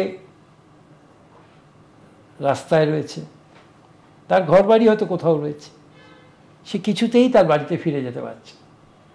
তার মূল কারণ সে মনেই করতে পারছে না তার ঘর বাড়িটা কোথায়। কেউ বা মনে করলেও তার কাছে এমন সাহায্য নেই যেই সাহায্য তাকে আবার তার বাড়িতে পৌঁছে দেয়।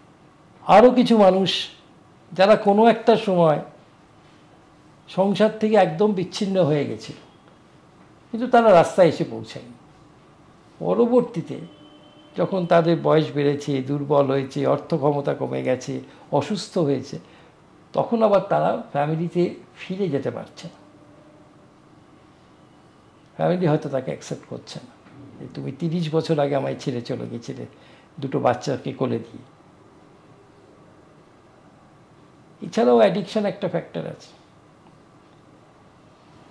তো এই যে মানুষগুলো, তাদের সাথে যুক্ত হয় মানসিকভাবে অসুস্থ কিছু মানুষ, যারা ছিন্নমূলের মতো ঘুরে বেড়ায়, সেটা বিভিন্ন বয়সে। তারা বুঝতেই পারেন না তার জীবন কেমনভাবে কাটছে, কেমনভাবে চলছে। এইটা হচ্ছে সবচেয়ে vulnerable section of homeless population. আমরা কলকাতায় কিন্তু অনেকগুলি কিন্তু শেল্টার আছে ফর হোমলেস, কিন্তু সেই শেল্টারের জিওগ্রাফিক্যাল লোকেশন, সেই শেল্টারগুলোর যে বিন্যাস, সেটা খুব ভেবেচিন্তে সবসময় করা হয় বলে আমার মনে হয় না। যার ফলে যে যেখানেই থাকুক না কেন, বিশেষ করে যে যারা পরিবার নিয়ে থাকে রাস্তায়, তাদের কর্মস্থলের থেকে যেহেতু সেগুলো অনেক দূরে হয়ে যায়, সেই কারণে তারা শেল্টারে গিয়ে থাকতে চায়। অনেক শেল্টারে খাবারের ব্যবস্থা আছে, অনেক শেল্টারে খাবারের ব্যবস্থা নেই, কিন্তু জীবন বৈচিত্র্য যেটা, সেটা তো শেল্টারে নেই। প্রাইভেসির অভাব আছে, এমন কোনো শেল্টার নেই যে এখানে একটা ঘর আছে যাতে একটা পরিবার থাকবে, সেরকম নেই। হ্যাঁ, হোমলেস যারা একদম একা মানে স্ট্যান্ডিং অ্যালোন, তাদেরকে আমরা অনেক সময় নিয়ে যাই সেসব শেল্টারে, কিন্তু তারা ওই বদ্ধ পরিবেশে থাকতে চায় না। হ্যাঁ, সেই নীল আকাশের নিচে তার যে পৃথিবী, সেই পৃথিবীটাও কিন্তু তার কাছে খুব আকর্ষণীয়, গ্রহণযোগ্য। এই সব কিছু মানে কি বলবো, একটা বিপরীতমুখী স্রোত, ভাবনার স্রোত, জীবনধারার স্রোতের সংঘাত কিন্তু এখানে চলে। আমাদের দেখতে হয় ফিলন্থ্রপিক অ্যাঙ্গেল থেকে, আমাদের হিউম্যান রাইটসের একদম মিনিমামটুকু যাতে অ্যাসিওর করতে পারি অন্তত, সেটুকু দেখতে হয়। অসুস্থ হয়ে 2 দিন পড়ে আছে, 4 দিন না পড়ে থাকে, অসুস্থ হয়ে রাস্তায় না মারা যায়। যাক, আমরা অনেক পেশেন্টকে তো বাঁচাতে পারি না, নিয়ে যাই হাসপাতালে ভর্তি করি, সেই সরকারি হোক প্রাইভেট হোক, যেখানেই ভর্তি করি না কেন, তিনি হয়তো আর সুস্থ হতে পারলেন না। তবে অনেকে সুস্থ হয়, এবং সবচেয়ে বড় কথা হচ্ছে অনেকের পরিবার খুঁজে পাওয়া যায়। সেটাও আমাদের কাজের একটা অন্যতম বড় উপকরণ। এবং এখানে মানে পরিবারের সাথে মিলানোর যেটা, এটাই কিন্তু আমাদের এই এন্টায়ার প্রসেসে যদি সবচেয়ে তৃপ্তির জায়গাটা থাকে, আমাদের পাওনার জায়গাটা থাকে, সেটা হচ্ছে যখন আমরা কাউকে তার পরিবারের সাথে মেলাতে পারি। মানে এটা যাই হোক, যে কোনোভাবেই হোক, টেকনোলজি আমাদের হেল্প করছে, পুলিশ প্রশাসন হেল্প করছে, বিভিন্ন অঞ্চলের মানুষ হেল্প করছে। হ্যাঁ, এই কাজে কিন্তু আমরা যার কাছে সাহায্য চাইছি কিন্তু মুখ ফেরায় না। সাহায্য মানে তো টাকা পয়সা না। হ্যাঁ, এই যে মানে যে সামাজিক সাহায্য, আর্থিক সাহায্য তো দরকারই একটা প্রতিষ্ঠান চালাতে গেলে, কিন্তু এই সামাজিক যে সাপোর্ট, সেটা কিন্তু কেউ মুখ ফেরায় না। এবং এখানে এমন এমন ঘটনা আছে, 28 বছর বাদে বাড়ি ফিরেছে, 38 বছর বাদে বাড়ি ফিরেছে, হ্যাঁ, আবার 2 দিন বাদেও বাড়ি ফিরেছে। আবার আমাদের কাছে এমন অনেক ইনফরমেশান আসে যাদেরকে আমরা খুঁজেই পাই না। একটি ছেলে, তার বাবা কান্না থেকে হারিয়ে গেছে, সে সারা ভারতবর্ষ ঘুরেছে 1.5 বছর ধরে বাইক নিয়ে বাবার খোঁজে। আমি যতদূর জানি এখনো তাকে খুঁজে পাওয়া যায়। হাইওয়ে আসি, আপনি তো সমাজসেবা আগেও করছিলেন, তাহলে হাইভটা শুরু হলো কবে? না, আমি তো পারিবারিকভাবে এই সেবা কাজের সাথে যুক্ত ছিলাম। এবার ক্রমশ আরো গভীরে চলে যাচ্ছিলাম। সেই সময় তখন আমি ব্যবসা করি, আমাদের পারিবারিক ব্যবসা, এবং তাকে আর একটু কলে বড়ে বাড়িয়েছি। কিসের ব্যবসা ছিল? বাবার অনেক রকমের ব্যবসা ছিল। আচ্ছা। হ্যাঁ, আমি অনেক রকম ব্যবসা করতাম এবং সাকসেসফুলি করতাম। আর ওই ব্যবসা আমি যেটুকু রোজগার করতাম সেটা আমার বাবা পরিবারে দিতে দেয়নি, বলেছে এটা দিয়ে তুমি সেবা কাজ করো। সুতরাং আমার অর্থেরও জোগান ছিল। ব্যবসার লোকজন যারা কাজ করতো তারাও কিছুটা মোটিভেটেড হয়ে কাজ করতো আমার সাথে, কিন্তু খুবই স্কেলিটানিক একটা ব্যাপারে। এর মধ্যে ডক্টর এস.এন.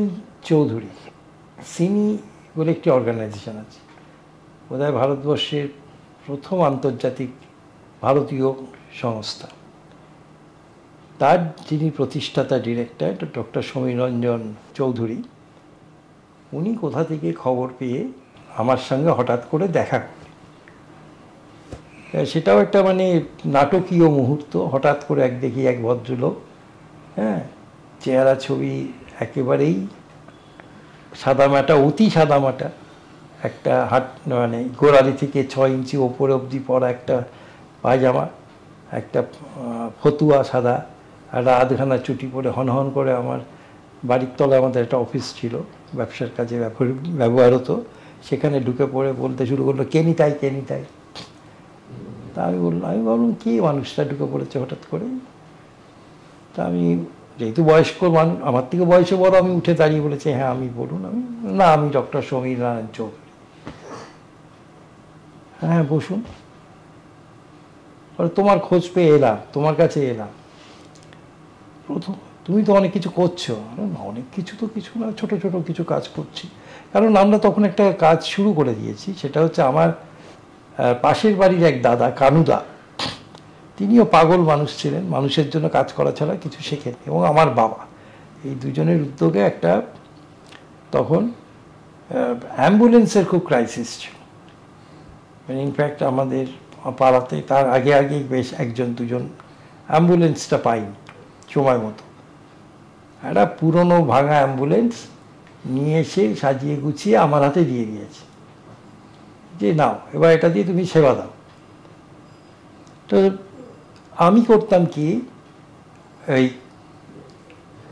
বিভিন্ন আশেপাশে পরিবারের বাড়ির মানুষের অসহায় অবস্থা, মানে যখন অ্যাম্বুলেন্স হতো তখন অ্যাম্বুলেন্সটা নিয়ে ওকে যে সাপোর্টটা দেওয়ার দিয়ে দিতাম, আর বাকি সময়টা ওই গাড়িটা নিয়ে আমি তখন ওই অসুস্থ মানুষগুলোকে তখন আমি হাসপাতালে ভর্তি করার কাজটা শুরু করেছি। এইটা শুরু হয়েছিল 1988-এ, এবং এই কাজের খবরটা পেয়ে উনি চলে আসেন এবং আমাকে একটা প্রশ্ন করেছিলেন যে তুমি আর কি করতে চাও। আমি বলেছিলাম যে এই পথবাসী মানুষদের জন্য একটা ডাক্তারখানা করতে চাই, চিকিৎসা ব্যবস্থা তৈরি করতে চাই। উনি সঙ্গে সঙ্গে বললেন ঠিক আছে, কবে থেকে শুরু করবে বলো। আজ থেকেই হতে পারে। বলে আজ না, কাল থেকে শুরু। উনি সেই ক্লিনিকটা করার জন্য যাবতীয় সাহায্য করলেন এবং নিজে এসে রাস্তায় বসে সেই ক্লিনিকটা শুরু করলেন। উনি ডাক্তার, আর যেহেতু আমি হয়ে গেলাম কম্পাউন্ডার কাম সোশ্যাল ওয়ার্কার। প্রথম দিন 4 জন পথবাসী এসছে। 3-4 মাস পরে আমার একদিনের ক্লিনিককে 2 দিন করতে হলো সপ্তাহে, এত মানুষ। ওষুধপত্র সব কিছু মানে সেই সিনি থেকে ব্যবহার। কোথায় হয়েছিল এটা? এটা হয়েছিল এসপি মুখার্জি রোডে। আচ্ছা। তারপর এই জায়গাটা আমরা লোকেশনটা চেঞ্জ করি, আর একটা স্কুল আছে এখানে, সেই স্কুলে দালানে আমরা করতাম। আর এনজিও শব্দটা আমি জানতাম না। বাবাদের দেখেছি নিজের পয়সা দিয়ে মানুষের সেবা করতে, আমিও তাই করতাম। কিন্তু প্রফেশনাল সোশ্যাল ওয়ার্কিং যাকে বলে সেই শব্দটা আমার জানা ছিল না। এবং ডাক্তারবাবুর সাথে আমার অনেক মানে বিতর্ক হয়েছিল এটা নিয়ে, যে মানুষের সেবা কী করে প্রফেশনালি করা যায়। আমি কমার্শিয়ালি বলছি, আমি প্রফেশনালি বলছি। আর তখন আমার একটু গুলিয়ে গেছিলো কমার্শিয়াল আর প্রফেশনাল ব্যাপারটার মধ্যে যে সূক্ষ্ম তারতম্যটা আছে। উনি বোঝান, উনি গাইড করেন, এবং পরবর্তীতে ওনার অসীম কৃপাই বলবো আমি, উনি তো আমার জীবনের ভগবানের মতো এসেছিলেন। এই কাজ করতে করতে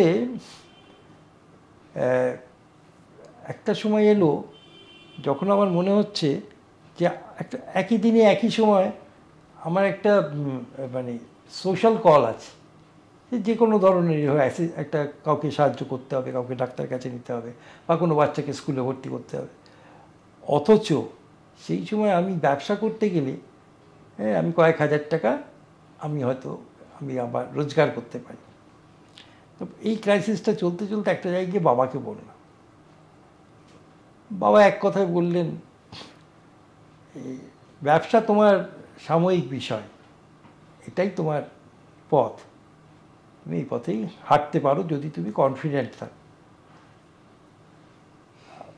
যাই হোক, মা একটু চিন্তিত হয়ে পড়েছিল যে ছেলের ভবিষ্যতে কি হবে, কিন্তু যেহেতু বাবা অতটা কনফিডেন্স এবং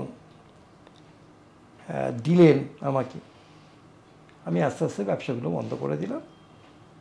দিয়ে আমি ফুল টাইম এখানে 24 ঘন্টা, মানে 24 ঘন্টাই এই কাজের। তখন তো শেখার সময়, এখন শেখাটা চিরকালের, কিন্তু এখনও কিন্তু আমি শিখেই যাচ্ছি। কিন্তু তখন আমার শেখাটা মানে স্কুলের শেখার মতো, পড়াশুনো করার মতো। আর কোনো দিকে নজর না। এখানে একটু থামাই। আপনি যা শিখেছেন, একজন আমার বন্ধু, আপনিও চেনেন, সঞ্জয় দেব, তার একটা প্রশ্ন আছে। দাদা, আমি সঞ্জয়। তোমাকে যতই দেখি ততই অবাক হই, আর ভাবি তুমি কিভাবে নিঃস্বার্থে মানুষের জন্য প্রতিদিন কাজ করে যাচ্ছ। এই কাজ করার শক্তি তুমি কিভাবে পাও? কখনো কি ক্লান্ত মনে হয় না? আরেকটা প্রশ্ন হলো, আমাদের মতন সাধারণ মানুষ যারা তোমার মতন এই ধরনের সামাজিক কাজে যুক্ত নয়, তাদের তুমি কি বলবে? মানুষের পাশে দাঁড়ানোর জন্য কি শুধুই মাত্র এনজিও বা কোনো সংস্থা তৈরি করা খুবই প্রয়োজন? অন্যভাবে কি করা সম্ভব নয়? আমাদের উদ্দেশ্যে তুমি কি বলবে? আমি সবটা মিলিয়ে একটা উত্তর দিচ্ছি। সেটা হচ্ছে, এই মানুষ শব্দটাই হচ্ছে সব প্রশ্নের উত্তর। আমি আমার মা বাবার জন্য করি কেন, বা তারা আমার জন্য করেন কেন? কারণ তারা বিশ্বাস করেন, বা আমি বিশ্বাস করি, আমার মা বাবা আমার নিজের মানুষ। মা বাবা মনে করে আমি তাদের সন্তান, তাদের নিজের সন্তান। এই পরিধিটাকে যদি একটু বাড়িয়ে ফেলা যায়, ধরো যখন আমরা যাই রাস্তাঘাটে, কেউ পড়ে আছে, সে হয়তো 10 দিন ধরে তার প্রস্রাব মল সব ত্যাগ করে তার মধ্যে একেবারে বিভৎস অবস্থায় পড়ে আছে, বিভৎস দুর্গন্ধ, হাত পা পচে গেছে, বড় বড় পোকা বেরোচ্ছে, হ্যাঁ, কারুর মাথার খুলি ফুটো হয়ে গেছে, কারুর কান দিয়ে পোকা বেরোচ্ছে, মুখ দিয়ে বেরোচ্ছে। পোকাটা খুব কমন হয়, মানে ম্যাগট, অসুস্থ, ডায়রিয়া, জ্বর, হ্যাঁ, টিবি। এটা খুব ছোট্ট একটা মন্ত্র আছে। ওই মানুষের জায়গায় ওই যে লোকটা অসুস্থ হয়ে পড়ে আছে, তার জায়গায় আমি যদি আমার নিজেকে দেখতে পারি, আমি যদি তার জায়গায় আমার নিজের ভাইকে দেখতে পারি, নিজের বাবাকে দেখতে পারি, মাকে দেখতে পারি, আমি যদি হঠাৎ রাস্তায় বেরিয়ে দেখতাম আমার বাবা এই অবস্থায় পড়ে আছে, তাহলে আমি কি করতাম? আমি যা করতাম সেটাই আমি করি, বা আমার টিম করে। এর মধ্যে বড় টেকনোলজি নেই, এর মধ্যে কোনো মহত্বের ব্যাপার নেই। এইটাকে আমি তোমায় বলতে পারি, চাইলে হয়, চাইতে হয়। কিন্তু ফান্ডের তো একটা ব্যাপার থাকে। হ্যাঁ, ফান্ড তোলারও তো একটা ব্যাপার থাকে, পুরোটা তো নিজের পয়সা হয়। আজ অবধি, মানে এখানে আমি আরেকটা কথা বলতে যাচ্ছিলাম, এখানে আমায় স্বীকার করতে হবে যে যাকে আমরা ঐশ্বরিক আশীর্বাদ বলি, সেটা তো আমি কোনো হাতে ধরতে পারিনি, চোখে দেখতে পাইনি। কিন্তু প্রায় সব ক্ষেত্রে কিছু একটা তৃতীয় বা চতুর্থ বা পঞ্চম শক্তি এইখানে একটা ক্যাটালিস্টের কাজ করে। আমাদের কাজটা কি? একটা সমস্যা, একটা যন্ত্রণা, একটা ব্যাধি, একটা নেগলিজেন্স, সে আর তার সমাধান, তার সুরাহা, তার শুশ্রূষা, এর মাঝখানটা ব্রিজ করা, এই কাজটা আমরা করি। অর্থাৎ দুটো জিনিসকে এক জায়গায় নিয়ে আসি, প্রবলেম অ্যান্ড দ্য সলিউশন। এবং বেশিরভাগ ক্ষেত্রেই সলিউশন কিন্তু প্রবলেমকে জিতে নেয়। এই প্রক্রিয়াটা যখন করি, আমার কাছে আমি বলছি তোমার হাজারো উদাহরণ আছে আমার নিজের জীবনে, যেখানে আমি মনে করেছি এটা আমার কাজ না। এবং এই 4-5 দিন আগের একটা ঘটনা বলছি। হঠাৎ একটি থানা থেকে আমাকে জানালো যে একটি ছেলে এই দক্ষিণ কলকাতার একটা অংশে তার মাথা দিয়ে রক্ত বেরোচ্ছে, হাতে বড় বড় ইট নিয়ে যার তার দিকে ছুটে যাচ্ছে, গাড়ির দিকে ছুটছে, এবং তাকে নিরস্ত করতে কিছু পাবলিক, কিছু পুলিশ সবাই এগোচ্ছে, কিন্তু কেউ এগোতে পারছে না। তো আমি গেলাম সেই জায়গায়। আমি যাওয়ার সময় এটা কিন্তু মানে এটা নিয়ে তর্ক বিতর্ক হতে পারে, কিন্তু এটা আমার একদম নির্ভেজাল ভেতরের কথা আমি বলছি। আমি নিজেই গাড়ি চালিয়ে গেলাম অ্যাম্বুলেন্স নিয়ে। আমি শুধু যাকে বলে না যে ঐশ্বরিক শক্তিকে আমি বিশ্বাস করি, তার কাছে একটা প্রেয়ার রইল। সে প্রেয়ারটা কিসের, মানে ওই মানুষটার জন্য প্রেয়ার রইল, কিন্তু তার কাছে প্রেয়ারটা রইল। কারণ সে নিজের ক্ষতি করতে পারে, অলরেডি তার মাথা ফেটে ব্লিডিং হচ্ছে, সেটা কিভাবে হয়েছে আমরা জানি না। কেউ মেরে থাকতে পারে, কেউ পড়ে গিয়ে থাকতে পারে, বা নিজেই সেলফ হার্ম করে থাকতে পারে, অনেক কিছু হতে পারে। সে ওই মুহূর্তে আমাদের কাছে একটা সাবজেক্ট হলো, সে তো কোনো পরিবারের সন্তান, তার তো মা বাবা কোথাও আছে, হয়তো ছিল, তার ভাই বোন দাদা স্ত্রী সন্তান যে কেউ থাকতে পারে। তারা তো জানেও না এই জিনিসটা হচ্ছে তার সন্তানের সাথে, তার পরিবারের একজনের সাথে। তো এই মানুষটা কাছে তো আমরা আছি। এই ছেলেটা যদি আমার ভাই হয়, তাহলে আমি কি করব? আমি কি তাকে লাঠি নিয়ে বা ইট পাথর ছুঁড়ে নিরস্ত্র করব না? ঈশ্বরের কাছে প্রার্থনা একটাই ছিল, যেন ওকে আয়ত্তের মধ্যে আনতে পারি, ওকে শান্ত করতে পারি, ওকে ট্রিটমেন্টে নিতে পারি, এবং ওকে সুস্থ করার প্রসেসে নিতে পারি। And it so happened within 5 minutes. আমি গেলাম, আমি যখন যাচ্ছি সে দেখছি ওই ইট তুলছে, কখনো ইট ছুঁড়ে মারছে, গাছের ছোট ছোট গাছ লাগানো ছিল তার থেকে বাঁশের টুকরোগুলো বার করে দিচ্ছে। তারপর দেখলাম একটা গাছের ভেঙে পড়া একটা পুরনো এরকম ডাল, সেটা ঘাড়ে করে সে আমার দিকে রওনা হল। আমার কি করার আছে? কিছুই করার নেই। আমার প্রেয়ারটা নিয়ে দুটো হাত তার দিকে বাড়িয়ে দিয়ে যাওয়া। সে এসে আস্তে আস্তে আস্তে আস্তে আস্তে কয়েক সেকেন্ডের মধ্যে সে আমাকে জড়িয়ে দাঁড়িয়ে। এই ভিডিওটা আমি দেখেছি। দেখেছো?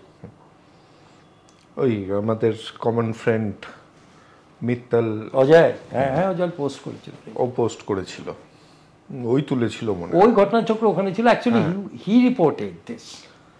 আমার দেখেই মনে হয়েছিল যে আপনাকে পরের বার কথা হলেই জিজ্ঞাসা করব যে কোনো তান্ত্রিক মন্ত্র কিংবা কিছু জানেন কিনা, কারণ তার আগেটা দেখিয়েছে ম্যাসিভ অ্যাগ্রেসিভ, পুলিশ সামলাতে পারছে না, তারপর আপনি ঢুকলেন শান্ত বাছুরের মতন হয়ে গেল।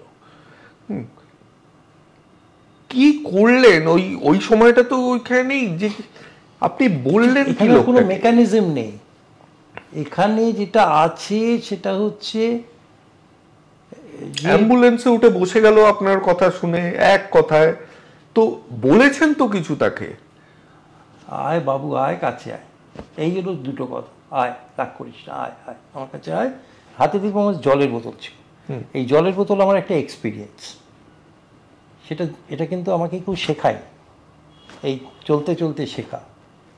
জল হচ্ছে এমন একটা জিনিস, মায়ের মতো। আর একটা জিনিস আছে যেটা আমরা অনুভব করি না, সেটা অক্সিজেন। এবার একটা যখন ওইরকম ট্রিমেন্ডাস অ্যাগ্রেশন চলছে 2-3 ঘন্টা ধরে, পরে আমি জানিয়েছি প্রায় 2 ঘন্টা ধরে নাকি এটা চলছে, 2-2.5 ঘন্টা ধরে। ওর শরীরে যতই এনার্জি থাকুক, অ্যাগ্রেশন বা সাইকোটিক ফেনোমেনাস ওকে আরও অ্যাগ্রেসিভ করে দিক না কেন, ও যেটা লুজ পাচ্ছিল না সেটা চল। এক্সারশন তো হচ্ছে। আর জলটা মানুষকে কি রিলিফ দেয় সেটা মানুষকে ভাবতে হয় না, এটা রিফ্লেক্স। এবং ও জল খেলো কিন্তু আমার কাছে। ওই জল কীভাবে খেলো, ও যে মানে খুব সম্ভবত মুসলিম সম্প্রদায়েরও, ওই ঝাট করে হাঁটু করে বসলো, প্রায় মিনিট 3-4 বলার পর ও কিন্তু বসে গেল। আমি ওর মুখে জল ঢেলে দিলাম, ও জলটা খেলো, জলটা যখন খাচ্ছিস আমাকে কীভাবে চেপে আছে। এটা কিন্তু একটা ঘটনা, হাজারো ঘটনা এরকম, বুঝতে পেরেছি। যারা আমাকে কোভিডের সময় 80 জন লোক আমাকে, আমার কোভিড হয়েছে জানার পরও একদম শুরুতে ঘাড়ে করে নিয়ে গেছিল পুলিশ, আমার অর্গানাইজেশনের লোকজন, অপরাজিতা, হ্যাঁ পুলিশই ম্যাক্সিমাম ছিল, আমার ক্লাবের ছেলেরা, মুদিয়ালির ছেলেরা, আমার বন্ধুরা। বিশ্বাস করবে একটা লোকের কোভিড হয়। এইটা আর একটা আশ্চর্য বিষয় ভেবেছিলাম জিজ্ঞাসা করবো, আপনি বললেন বলে। কারোর কোভিড হলো না? কারোর কোভিড হয়। আর আপনার ওই সিভিয়ার ইনফেকশন তখন, সিভিয়ার, তখন তো কোভিড মানে মৃত্যু। হ্যাঁ, একদম শুরুতে কেউ কিছু জানে না যে কি হচ্ছে। তখন তারা যে স্পিরিট থেকে আমাকে তুলেছিল, একই স্পিরিট। দেখো ভাই, একটা কথা বলি, জীবনটা কেন কেন আমি এই পৃথিবীতে এসেছি? অনেক কিছু ভোগ করবো বলে? ভোগ তো করছি ন্যাচারাল, কিন্তু what is the purpose of my life? এই তুমি পডকাস্টটা করছো কেন? তা আমায় তো একটা উত্তর দিতে হবে, আমি কেন পৃথিবী, জল, হাওয়া সব কিছু ভোগ করছি। হ্যাঁ, এত মন খাবার খেয়েছি সারা জীবন, হাজার মন। হ্যাঁ, অক্সিজেন নিয়েছি, কার্বন ডাইঅক্সাইড ছেড়েছি, কেন, কিসের জন্য? যে পৃথিবী আমাকে এত কিছু দিল, সেই পৃথিবীকে তো আমাকেও কিছু দিতে হবে, এটাই তো ট্রানজাকশান। আর সেই পারপাসেই তো আমাকে পাঠানো হয়েছে। আমি একদম পরিষ্কার বলছি, এর মধ্যে কোনো নির্দিষ্ট ধর্মের কথা নেই, এটা জীবন ধর্মের কথা, এটা জীবন দর্শনের কথা। হ্যাঁ, আজ তোমার আমার যে সাক্ষাৎ, কে ঠিক করে দিয়েছে বলো? এমন অনেক লোক আছে জানো, যার সাথে আমি 10 বছর শুধু ফোনে কথা বলি, হঠাৎ একদিন দেখা হয়ে গেল। তোমার জীবনও ঘটেছে সে। এবং আর একটা জিনিস আমি বলি, আর একটা জিনিস ঘটে, এই কাল না পরশু একটা কিছু ঘটলো। হ্যাঁ, আমি বেরিয়েছি, আমি গাড়ি চালাচ্ছি, আমি যেতে চাই এই দিকে, আমি দেখছি আমি আমার নিয়ন্ত্রণের বাইরে বাঁ দিকে চলে যাচ্ছি। কেন যাচ্ছি আমি জানি না, আমার কিন্তু ভেতরে তখন কোয়েশ্চেন্স হয়, কেন যাচ্ছি। একটা ট্রান্স চলে, তারপরে আমি বুঝতে পারি, বেশিরভাগ ক্ষেত্রে, নট সবসময়, আমার ওখানে যাওয়াটা কাজে দিল, ওই দিকে ঘুরে যাওয়াটা কাজে দিল। বিকেলবেলা ক্যাফেতে বসেছি, একটা কফি খাবো বা একটা হালকা স্ন্যাক কিছু খাবো, খেয়ে আবার কাজে যাব। হঠাৎ দেখলাম আমি প্রচুর খাচ্ছি, মানে আমার ডিনারের মতো খাওয়া খেয়ে নিলাম। তারপরে ফোনটা বাজলো, না অমুক জায়গায় আগুন লেগেছে, ওখান থেকে বেরিয়ে গেলাম, পরের দিন ভোরবেলা ফিরলাম, ডিনারটা হয়নি। এইগুলো কোনো যুক্তিতর্কের অনেক নয় ঊর্ধ্বে নয় নিম্নে। বাবা একটা কথা বলেছিলেন, ঈশ্বরের ইচ্ছে হচ্ছে হাওয়ার মতো, তোমার কাজ হচ্ছে পালটা টাঙানো, তোমায় তিনি টেনে নিয়ে যাবেন। ওই পাল টাঙানোটা কিন্তু তিনি তোমার ওপর ছেড়েছেন, তুমিও তাই করেছ। এই যে আজকের একটা আমাদের বন্ধুত্বের জায়গা যে তৈরি হলো, হ্যাঁ, এটা কিসের জন্য হলো? কেন তুমি এত পরিশ্রম করছো? কেন আমি বা বসে আছি এখানে? এটাও কিন্তু কন্ট্রিবিউট করবে, যদি একটা ছেলে মেয়ে আগামী দিনে এটা দেখে মনে করে যে না, এইরকম একটা কিছু করা যেতে পারে, তাহলে তোমার সারা জীবনের কাজটা সাকসেসফুল হয়ে গেল। সেটাই, বুঝতে পারলেন? ওই ব্যাংকের টাকা একমাত্র সঞ্চয় নয়, একমাত্র সম্পত্তি নয়। সম্পত্তি আর সম্পদের মধ্যে যে তফাৎ, সেটা বুঝতে হবে, তাই না? তোমার ব্যাংকের টাকা তোমার সন্তানের জন্য সম্পত্তি হতে পারে, কিন্তু তুমি ওর সম্পদ, ভাইস ভার্সা, তাই না? আচ্ছা, এবার একটা, যে হাইওয়ের ফান্ডটা কোথা থেকে, মানে ফান্ডের তো একটা ব্যাপার থাকে, আর তার সাথে জুড়ে দিচ্ছি, হাইভ নিয়ে নয়, যে রিসেন্ট রেগুলেশনে ফরেন ফান্ডিং যে এনজিওরা নিচ্ছে তার রেগুলেশনটা বদলে গেছে, লটা বদলেছে, অনেক পাল্টেছে। হ্যাঁ পাল্টেছে।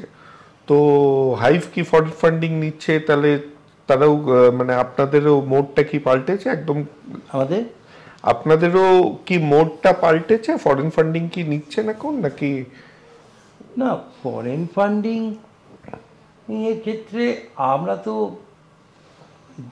একটি সংস্থার কাছ থেকেই নিই, খুব বড় অঙ্কের কিছু নয়, এবং যেহেতু তারা আমাদের একদম শুরু থেকে হাত ধরে নিয়ে গেছে, হোপ ফাউন্ডেশন, আমরা তাদের ছেড়ে যাই। সরকার যদি নিষেধ করে কোনোদিন সরাসরি, তাহলে আর উপায় থাকবে। আর সত্যি কথা বলতে গেলে অর্থ তো চাই, গাড়ি চালালে তো পেট্রোল লাগবে। এছাড়াও আমাদের খুব সাহায্য করেন ইমামি কোম্পানি আর ইমামি ফাউন্ডেশন। আচ্ছা, ওরা আমাদের সবচেয়ে বড় ফান্ডিং সোর্স, এবং আমরা যৌথভাবে অনেকগুলো কাজ করি। ওদের কন্ট্রিবিউশন সত্যি ভালো। আর ঘটনাচক্রে আজিম প্রেমজি ফাউন্ডেশন, তারাও কোথা থেকে খোঁজ খবর করে আমাদের কাছে আসে। আমরা না ওই ঠিক ফান্ড ড্রিভেন অর্গানাইজেশন নই, আমাদের মধ্যে একটা হাফ প্রফেশনালিজম আছে। হ্যাঁ, মানে একটু এলোমেলো, বেঠিক নয় কিন্তু একটু এলোমেলো, কাজটাকে বেশি গুরুত্ব ফান্ডের থেকে। আমাদের একটাই জায়গা, সেটা হচ্ছে কাজটা, মানে মানুষগুলোর জন্য যতটা করা যায় সেটা আমরা করি, কিন্তু তারও একটা লিমিটেশন আছে, যে কারণে আমি কলকাতার বাইরে বেশি কাজ করতে পারি না। কলকাতা পুলিশের সাপোর্টটা অসম্ভব। আরও কত কিছু অর্গানাইজেশন আছে, সিনি, অল বেঙ্গল, উইমেন্স ইউনিয়ন, ঈশ্বর সংকল্প বলে একটি অর্গানাইজেশন আছে, তারা হোপ ফাউন্ডেশনের বিভিন্ন হোম আছে, মিতালি মহিলা সমিতি আছে, এরকম অনেকগুলো অর্গানাইজেশন আছে যারা আমাদের খুব সাহায্য করে। এবার না একদম শেষের দিকে চলে এসেছি, কয়েকটা আপনার মানে মুখ্য কাজ থেকে একটু সরছি, কারণ সোসাইটিতে আপনাদের মতন সোশ্যাল ওয়ার্কার তো অন্য লাইনেও আছে। তো সেইখানে আমি একটা সোসাইটাল কন্ট্রাডিকশন দেখি, মানে তাদের কাজের মধ্যে। যেমন আপনার যেটাতে না, সেটাতে কোনো কন্ট্রাডিকশন নেই, মানে হোমলেস পার্সন ইন নিড, আপনি তাকে সাপোর্ট দিচ্ছেন, এটার অন্যথা কিছু হতে পারে না।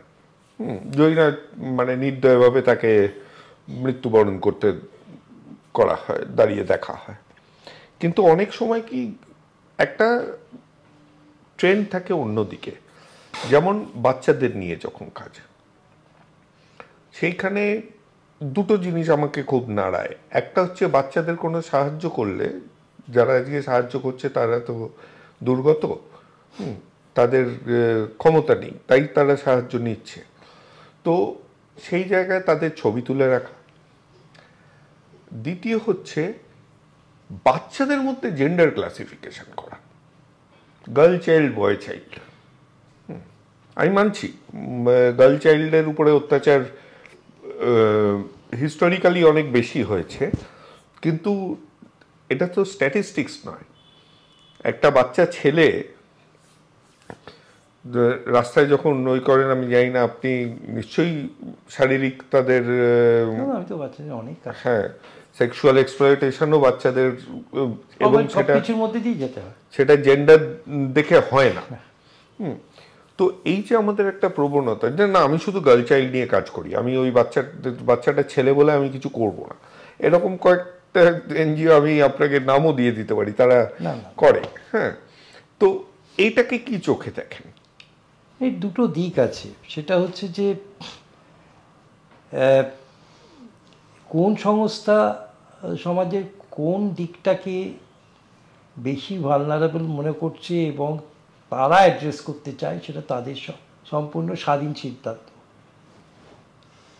তবে আমার অভিমত হচ্ছে যে যে অংশের মানুষকে নিয়ে কাজ করা হয়, ধরুন একটা ছোট অঞ্চল, সেখানকার ভাই বোন, তাকে আমি কি করে দুরকমভাবে দেখব। একটা পরিবার, তারা দুস্থ, তাদের সাহায্য দরকার, ভাইয়েরও দরকার, বোনেরও দরকার, হয়তো মা বাবারও দরকার, কিন্তু আমি যদি সেটাকে ছোট করে নিয়ে এসে সন্তানদের মধ্যে নিয়ে আসি, বাচ্চার ভাগাভাগিটা হওয়াটা বাঞ্ছনীয় না। হ্যাঁ, অনেক সময় তো হতে পারে যে একটা বাচ্চার ট্রিটমেন্ট দরকার, একটা বাচ্চার ট্রিটমেন্ট দরকার নেই, সেটা আলাদা ধরনের বাস্তবতা। কিন্তু আমি যদি জেনারেল ইস্যুসে, কমন ইস্যুসে আমি যদি ভাগাভাগি করি, এর ফলে একটা বৈরিতার জায়গায় তৈরি হতে পারে দুই ভাই বোনের মধ্যে, সোশ্যাল ডিস্টারবেন্স তৈরি হবে, এবং সমাজকেও হয়তো ছেলেটি অন্যভাবে দেখা শুরু করবে, সে নিজেকে বঞ্চিত ভাববে। এটা মেয়ের সাথে, যদি একটি মেয়ের সাথেও হয় একই জিনিস হবে। আর এখন তো সাম্যের সময়, ইনক্লুসিভ সোসাইটি, এখন সেটা না করাই বাঞ্ছনীয়। আর ছবি তোলার ব্যাপারে হচ্ছে, ছবিটা আমি কেন তুলছি, কিসের পারপাসে তুলছি, দ্যাট ইজ অলসো ডিফারেন্ট। আমি গণমাধ্যমে দেবো বলে যদি আমি ছবি দিই, সেটা ভয়ঙ্কর। এবং জুভেনাইল জাস্টিস অ্যাক্টে যেভাবে ছবি তোলাকে নিষিদ্ধ করা হয়েছে, এখন তো মানে একটা এফআইআর হলেও সেখানে নাম লেখা হয় না, সেখানে এ বি করে বলা হয়। এটা প্র্যাকটিক্যাল ফিল্ডে কিন্তু একটু প্রবলেমেটিক, কিন্তু কিন্তু দেশের আইন তো বলছে যে বাচ্চাদের ছবিটা তোলা যাবে না। শুধু বাচ্চা কেন, আমরা যখন বড়দের নিয়েও কাজ করি, আমাদের ছবি তুলতে হয় এক রিপোর্টিং অ্যান্ড ডকুমেন্টেশনের জন্য, একটা তৈরি করতে হয় মাস কমিউনিকেশনের জন্য, অ্যাডাল্টদের ক্ষেত্রে বলছি। কিন্তু সেটা যদি পাবলিসিটি মোডে চলে যায়, এই বন্ধুগণ তুমি দেখো আমি কত মহৎ কাজ করছি, সেটা কিন্তু বাণিজ্যিকরণ, সেটা বাণিজ্যিকরণ। যেমন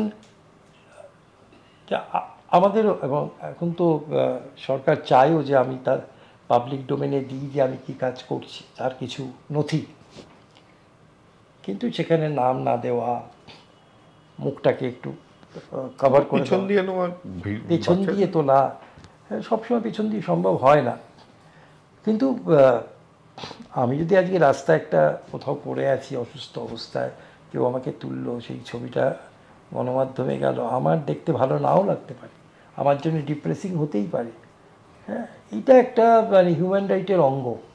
সেখানে আমরা অনেকটাই করতে পারি, কিন্তু যাই করি না কেন আমাদের দায় নিয়ে এবং সেন্সিটিভলি কাজটা করতে হবে। এবার আর দুটো জিনিস নিয়ে আপনার মত চাইব, যে আমাদের তো জীবন বদলাচ্ছে, আমাদের অনেক কিছু নতুন করে আমরা জানছি, যেমন অনেক কিছু যাদের প্রতি আমরা অসহিষ্ণু আগে ছিলাম, এখন বুঝছি যে ভুল করেছি।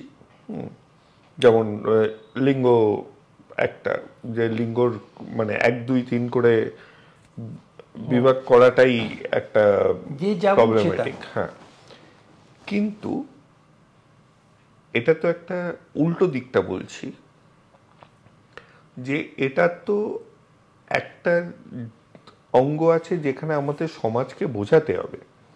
এটা তো আইন দিয়ে হয় না, সমাজ বুঝতে গেলে প্রশ্ন করবে, কারণ তারও তো কনভিকশন না থাকলে তো হতে পারে না।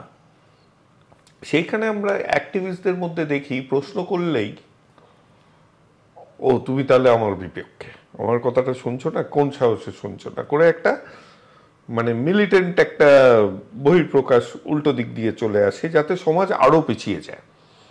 আমি বলছি শুধু এটা নিয়ে নয়, এই আজকে পশুদের নিয়েও যখন ফিড হয়, তাদের নিয়ে সবাই তো এই, আমি কেন বলছি, এই কিছুই না, কালকেই দেখছিলাম একটা গার্ডকে 10টা কুকুর তেড়ে এসছে, গার্ডটা শুধু লাঠিটা নাড়াচ্ছে যাতে ওরা ভয় পায়, সেখানে একটা লোক এসে দুমদাম করে গার্ডটাকে চড়থাপ্পড় মারছে যে কুকুরের দিকে কেন, তাহলে কি করবে, কামড়াতে দেবে? কারণ গার্ডটা কিন্তু সারা জীবনের জন্য ওকে কিছু করতে পারলো না, কারণ ওর ইনকাম স্ট্যাটাস বেশি, কিন্তু ওর কুকুরের প্রতি কিন্তু রাগ হয়ে গেল, ও কালকে অন্য জায়গায় গিয়ে কুকুরকে মারবে। তেমনি এই যে ইনসিডেন্টালি আমরা তো অনেকেরই ইন্টারভিউ নিয়েছি, সেখানে আমি তাদেরকে বলেই নিয়েছি যে সমাজে বোঝানোর জন্য আমি ধরে নাও আমি সমাজের প্রতিনিধি, উত্তর হয়তো আমার জানা আছে কিন্তু আমি তোমাকে জিজ্ঞাসা করছি যাতে অন্যদের মনে যেই প্রশ্ন, কারণ আমরা তো একটু রিসার্চ করে বসি সেইগুলো, তারা কিন্তু সুন্দর শান্তভাবে বুঝিয়েছেন। কিন্তু কমেন্ট যখন আসে এইকে তো ফোবিক মনে হচ্ছে, এই সেই এই, মানে আমাকে নট দ্যাট আই কেয়ার, কিন্তু ওই রকম ভাবে আক্রমণ করলো। উদ্দেশ্য কিন্তু সবারই এক। প্রশ্ন যদি না করতে দেওয়া হয়, আপনি দেখেছেন যে নিশ্চয়ই দেখেছেন যে রাস্তায় পাগল বলে অহেতুক মারছে। আরে বাবা, একটা ইনসিডেন্টের কথা মনে করবো 2 মিনিট। এটা আজ থেকে প্রায় 15 বছর আগেকার ঘটনা। হঠাৎ সেদিন রোববার ছিল, সকালবেলা আমাকে আমি বলেই দিই, গড়িয়াহাট অঞ্চলের একটি থানার ওসি ফোন করে যে একটি 25-26 বছরের মহিলা সম্পূর্ণ বিবস্ত্র অবস্থায় ওই গড়িয়াহাট মার্কেটের মুখটায় বা গড়িয়াহাটের ক্রসিংটাতে তাণ্ডব করে বেড়াচ্ছে। তো আমি যখন পৌঁছালাম, আমার একজন মহিলা সহকর্মীকে সঙ্গে নিয়ে আমি সত্যি সেটা দেখলাম। তার তাণ্ডবটা দেখলাম না, দেখলাম তার উপর কি তাণ্ডব হচ্ছে। তাকে রাস্তায় ফেলে কিছু মহিলা তারা যা পেয়েছে তাই দিয়ে পিটিয়ে যাচ্ছে, আর সেও রেজিস্ট করার চেষ্টা করে যাচ্ছে। সেখানেও কিন্তু একই ঘটনা, যেন আগের ঘটনাটা বললাম। আমি মার খেতে খেতে ওদের থেকে মহিলাকে গার্ড করলাম। তখন সে আর বেশ কয়েকটা জায়গা কেটে ফুটে গেছে, সেও আমাকে খামচে খুমচে দিচ্ছে। তা তখনও যাই হোক তার হাত দুটো ধরে, আমার কি জানি না এটা কি বলবো আমি, আমার সেই প্রেয়ারটা থাকে সবসময়। হঠাৎ আমি দেখলাম মেয়েটি ওই অবস্থায় আমার জুতোর উপর পা দিয়ে দাঁড়িয়ে গেছে। জুতোর উপর পাটা দিয়েছে তার কারণ হচ্ছে প্রচণ্ড গরম ছিল, ওই পায়ে জ্বলে যাচ্ছে, পাটার তলাটা জ্বালা করছে, আমার জুতোটা ঠান্ডা দিচ্ছে। দিয়ে আমাকে একেবারে এমব্রেস করে গড়িয়াহাটের মতো ওই রকম জায়গায় সকালবেলা 12টা 12:30 বাজে সে দাঁড়িয়ে গেছে। আর বিভৎস কাঁদছে, চিৎকার।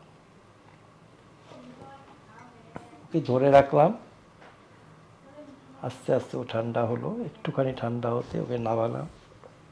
আমাদের সঙ্গে কাপড় ছিল, একটা নাইটি ছিল, নাইটি পরিয়ে দেওয়া হলো। মানে ও কোঅপারেট শুরু করতো।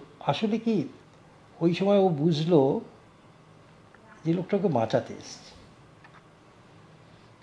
একটা পাগলই বোঝে বলে একটা কথা আছে না, কথাটা কিন্তু মূল্যহীন না, অর্থহীন নয়। অর্থাৎ কম্প্যাশনটা কিন্তু কমিউনিকেবল। আমায় কে ভালোবাসছে সেটাকে আমি বুঝতে পারি। এর মধ্যেই যদি একটা সেফটি পিন কোথাও হারিয়ে যেত তাহলে চোর হিসেবে তাকে আরো কয়েক ঘা দিয়ে দিত। হ্যাঁ, সেসব তো হয়ে গেছে। কেউ বলছে এই করেছে, কেউ বলছে ওই করেছে, কেউ বলছে চরিত্রহীন, এই সেসব তো চলবে, কিন্তু ওই নয়েজে তো কান দেওয়া যাবে না।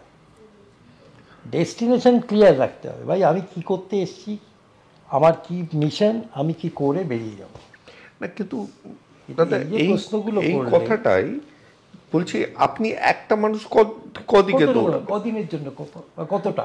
হ্যাঁ, তো এবার সমাজ যদি এই জিনিসটাকে না গ্রহণ করে নিজেদের মধ্যে অর্গানিক্যালি, তাহলে তো খুব মুশকিল। সমাজ কি কোনোদিন গ্রহণ সেভাবে করেছে?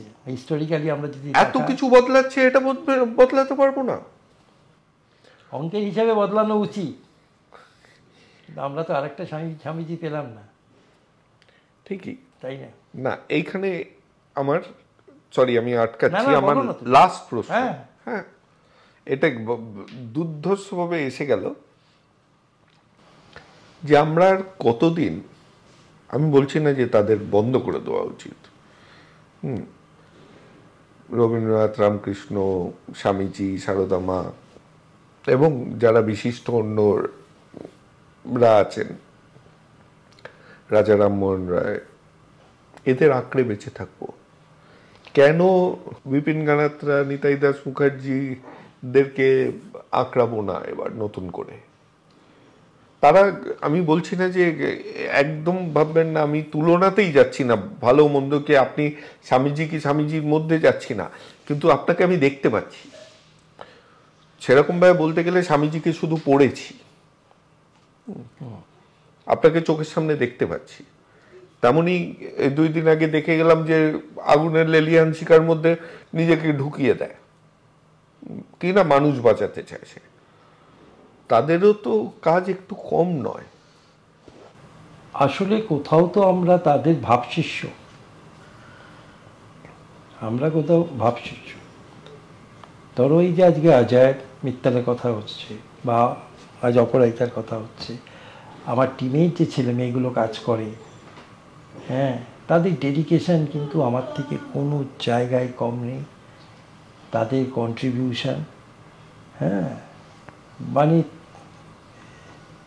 এই তারা ছাড়া কিছু হয় না।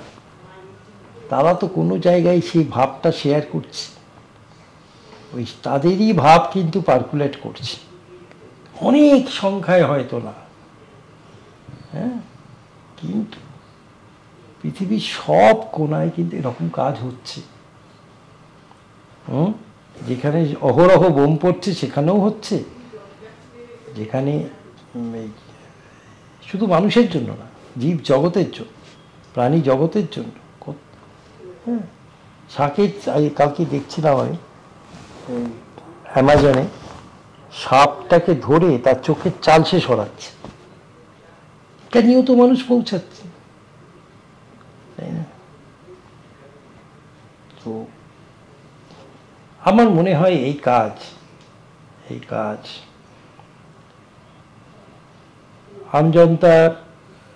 আমজনতা আর কি কীভাবে নেবে দেখবে সেটা পরের কথা, কিন্তু এটা তো একটা মিশন। মিশন একটা অদৃশ্য মশাল হাতে দৌড়ায়, সেই মশাল কিন্তু ঝট করে নিভে যাওয়ার নয়। আমি হয়তো কোনো একদিন মুখ থুবড়ে পড়বো, যেমন কোভিডে পড়েছিলাম, কিন্তু মশালটা বোধহয় সোজা দাঁড়িয়ে থাকবে। আমার পরের যে রানার, সে কিন্তু ওটা তুলে আবার দৌড়ানো শুরু করবে। সেও জানবে, সেও একদিন এভাবে আমার মতোই মুখ থুবড়ে পড়বে, হ্যাঁ, সেও জানে আবার কেউ আসবে সেই মশাল নিয়ে দৌড়াবে।